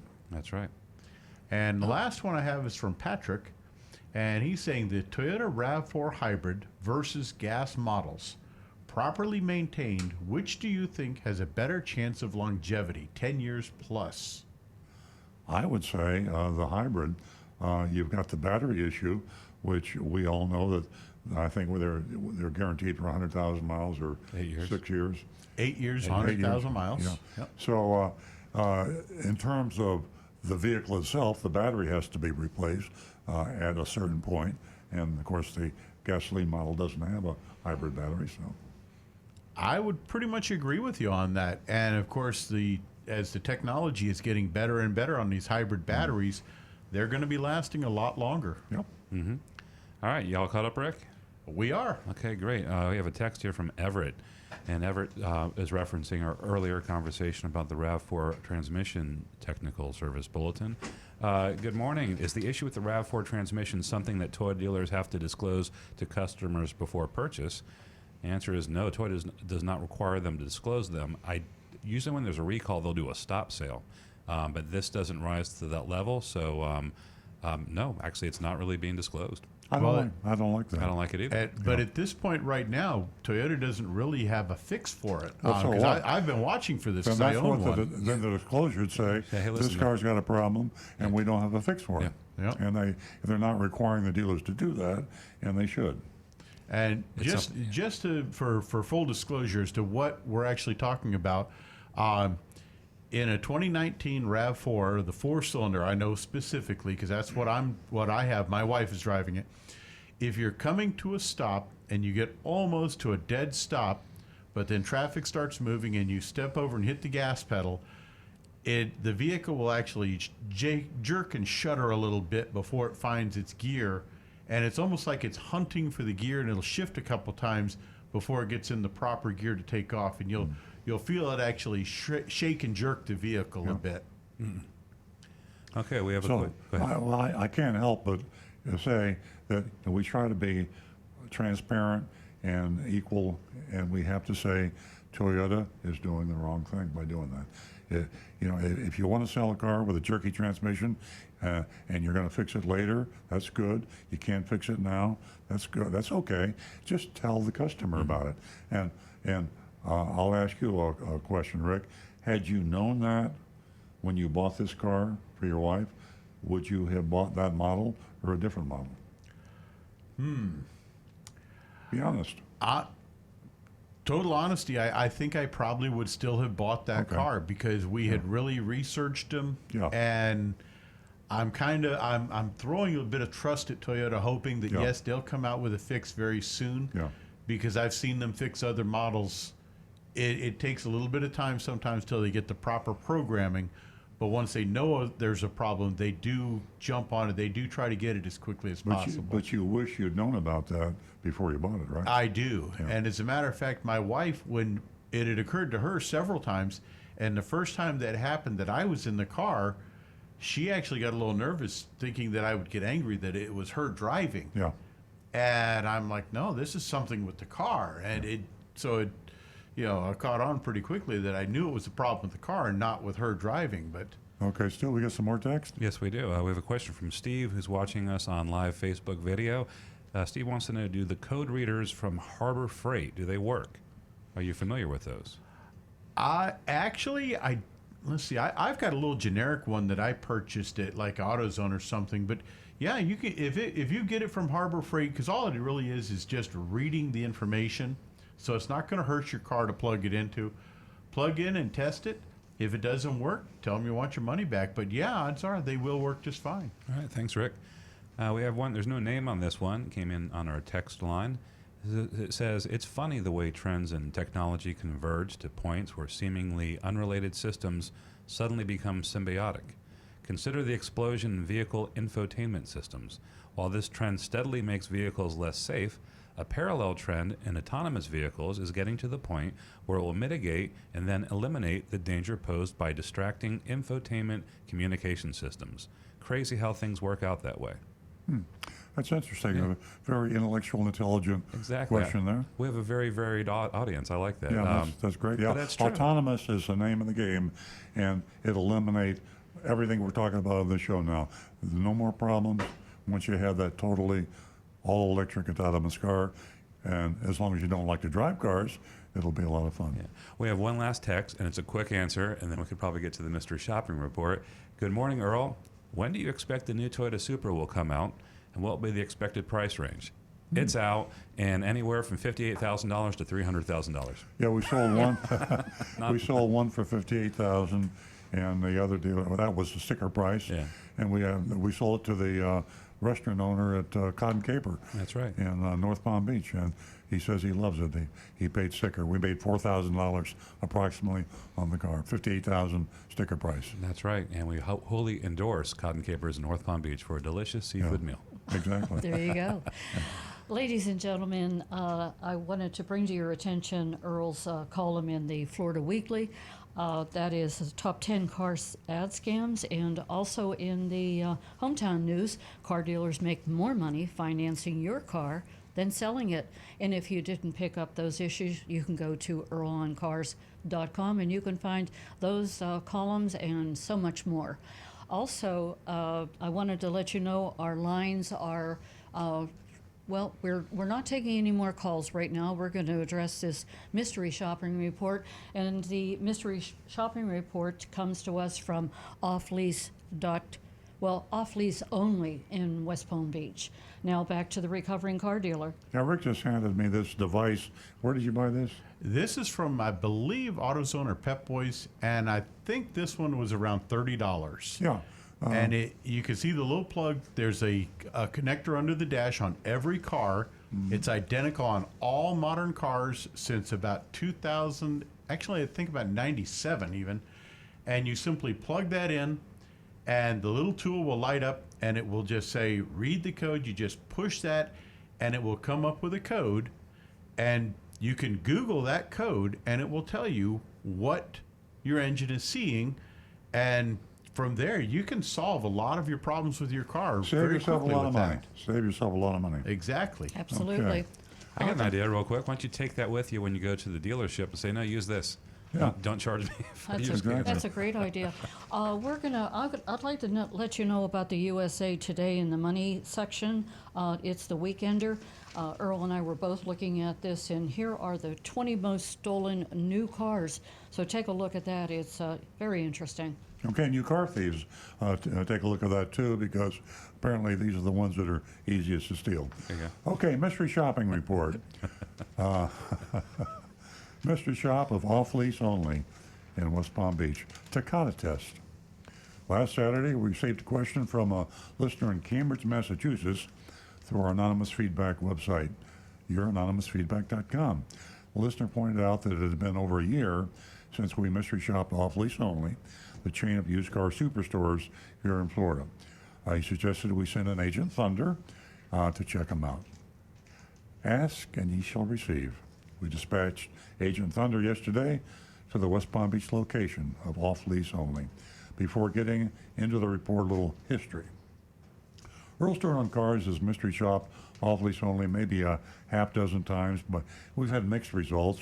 Currently, they hold the coveted spot on our recommended list. We have gooddealerbaddealerlist.com. We recommend folks, dealers you can deal with, but you still have to be careful. And then we have the ones that you don't deal with. Don't even try to be careful on those. And off-lease only has been on our coveted spot recently. I've repeatedly endorsed them as a great place to buy a used car. However, I have also advised caution when shopping in off-lease only because the type of vehicles they purchase for resale. Now, when a car's been wrecked, it's devalued. People don't want to buy a car that's been wrecked, even though it's been fixed just fine. Sometimes when a car's been wrecked, it's been wrecked too bad and it's not even safe and you shouldn't even buy one. Off-lease only says that they only sell the ones that are safe to drive. But in full fairness, they do disclose that fact, and that is essentially what you have to be aware of. However, if you buy a car that's been in a wreck, say a big one, several $1,000s, and it's been fixed and it literally looks good, cosmetically it's just fine, and you believe it's safe, when you go to trade that car in, it will be worth significantly less. They call that diminished value. That's another show that you need to talk to insurance companies about, and maybe your lawyer. So it's a little bit of a dangerous thing when you buy a car that's been in a significant wreck. But the reason it's okay, they say, off-lease, because they sell cars for less, and they do.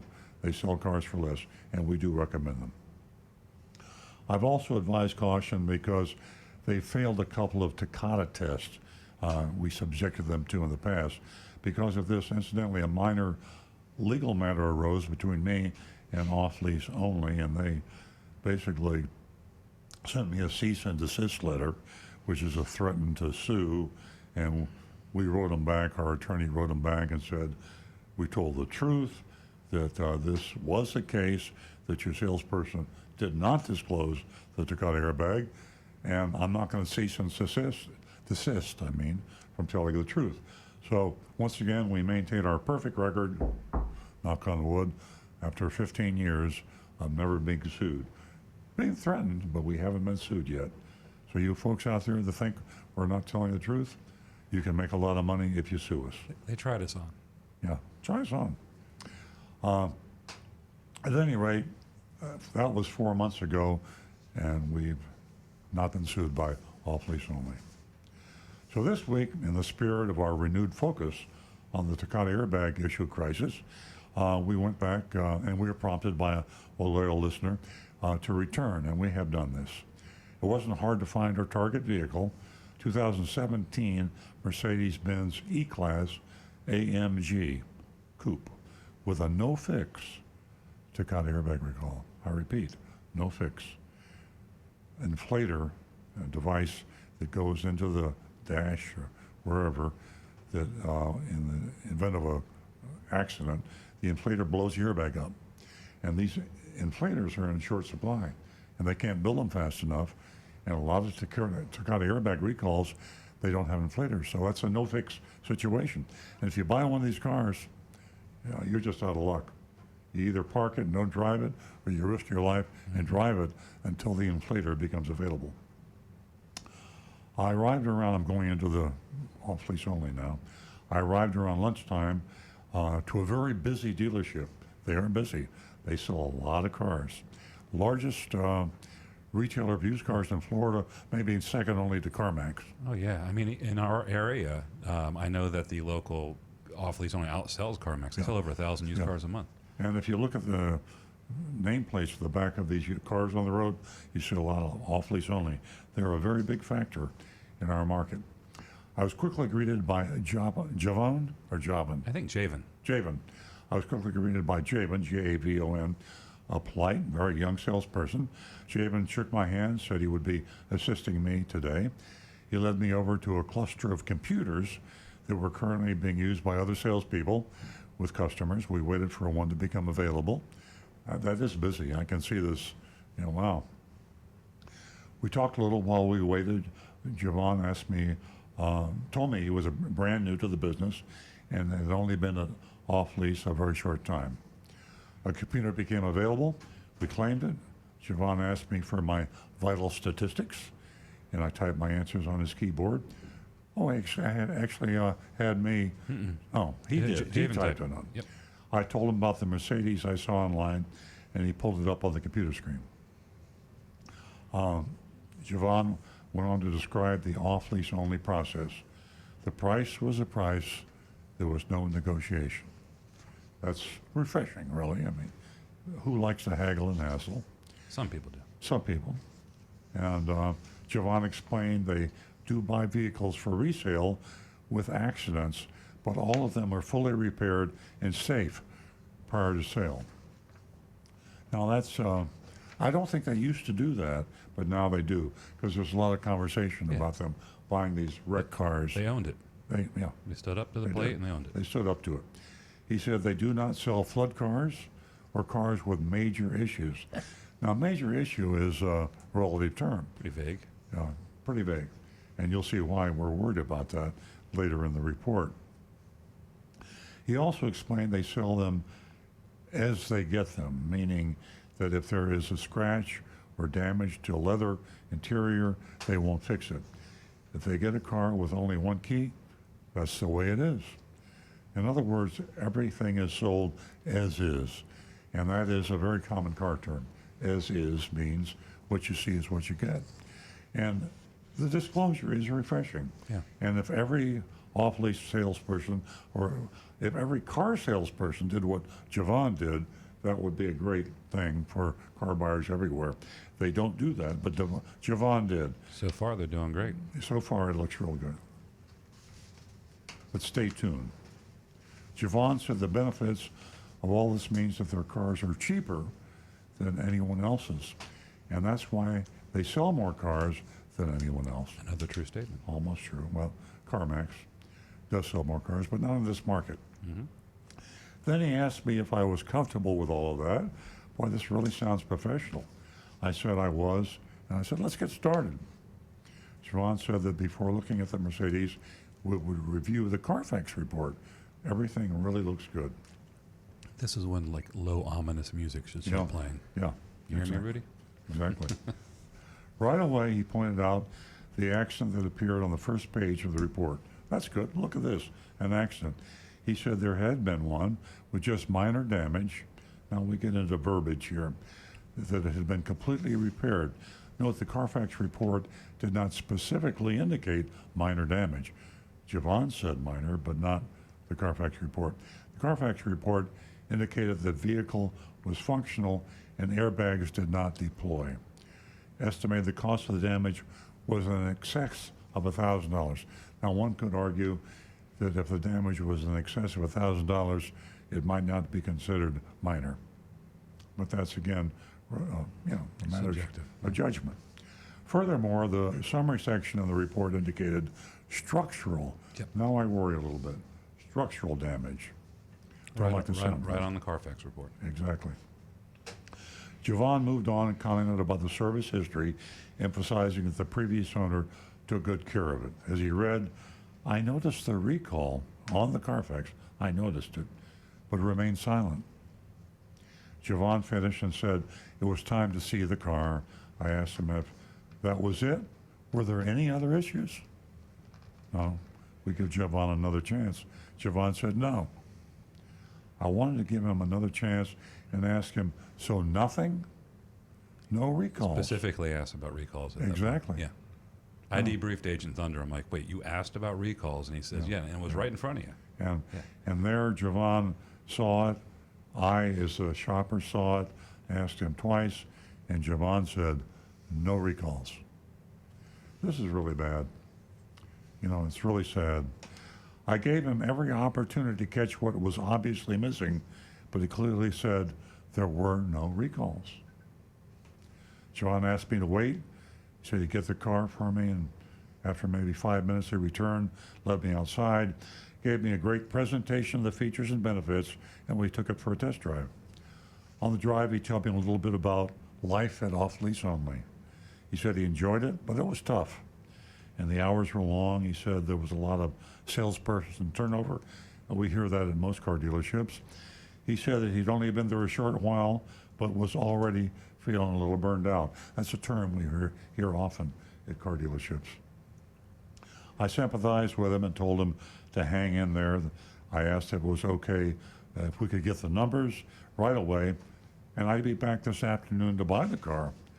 Javon said that was okay, but he couldn't hold the car, and they don't.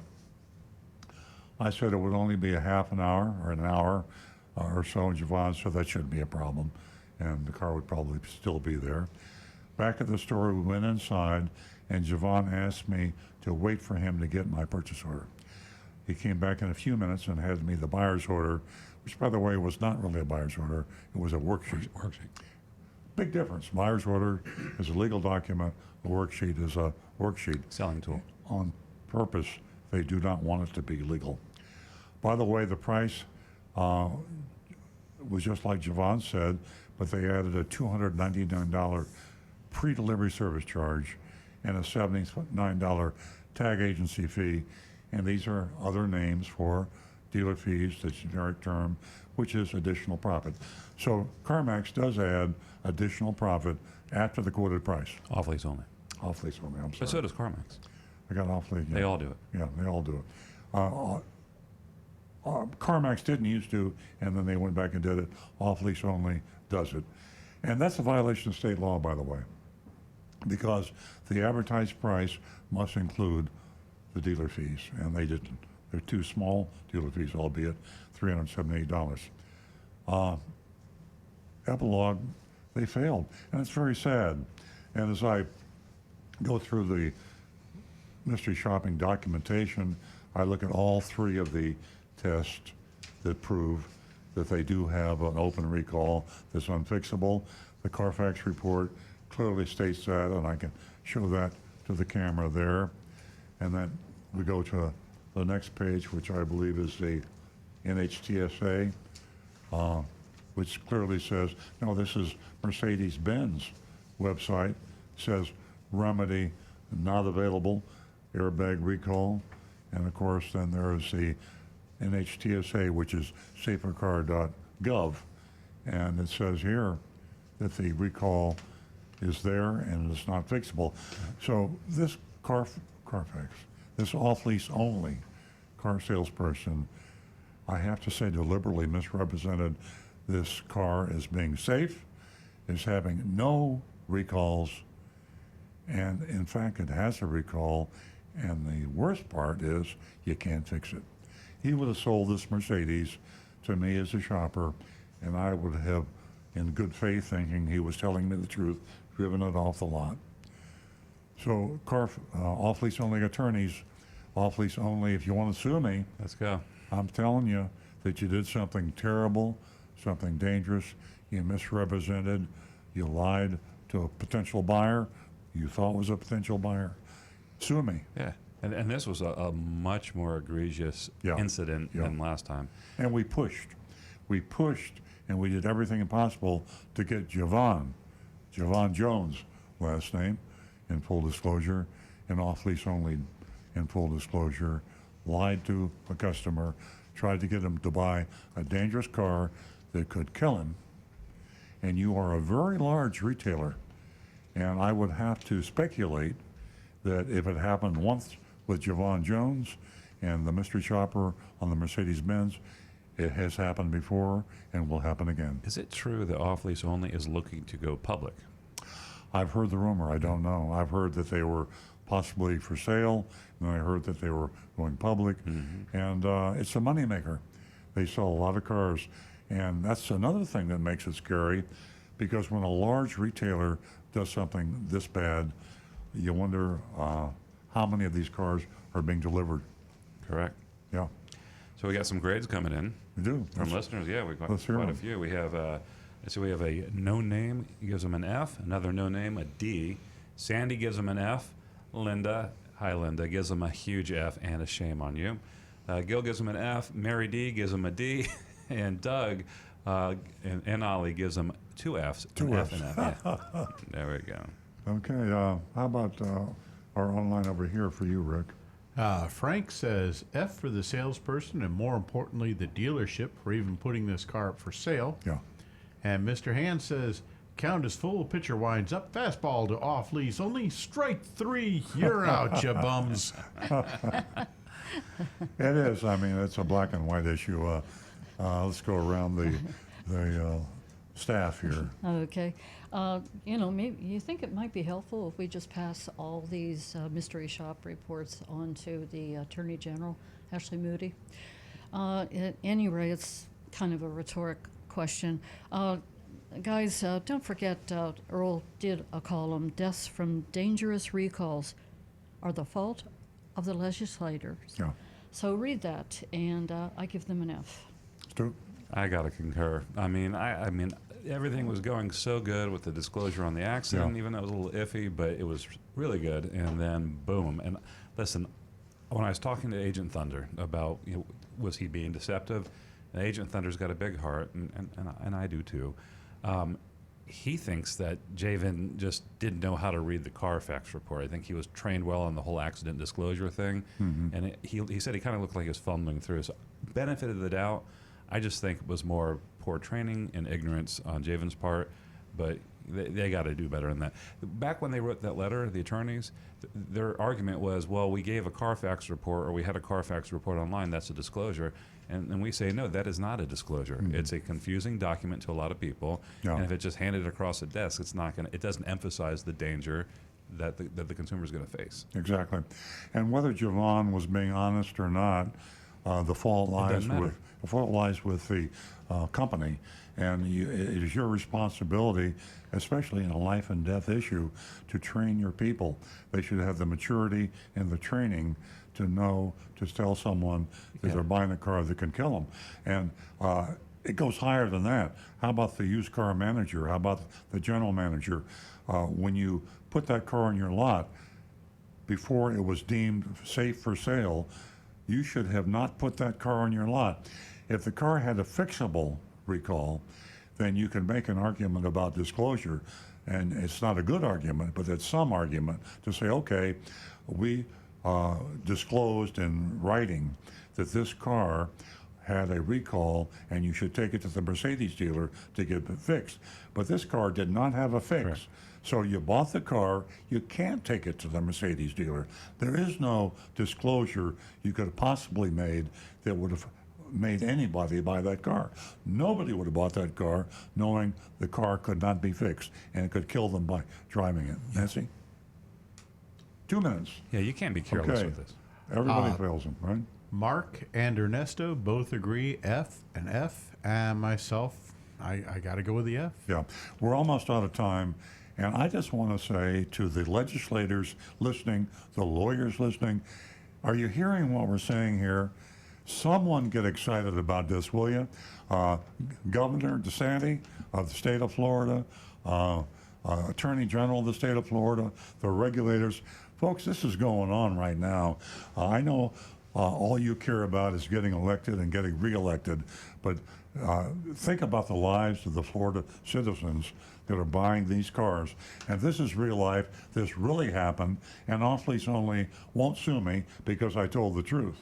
So there's some responsible people out there, politicians, legislators, regulators. Do something about it, will you? Help us out, please. Help us save lives. Ladies and gentlemen, thank you for tuning in to Earl Stewart on Cars. We're at the end of our show, and we truly appreciate you and your dedication to us. We'll see you next week.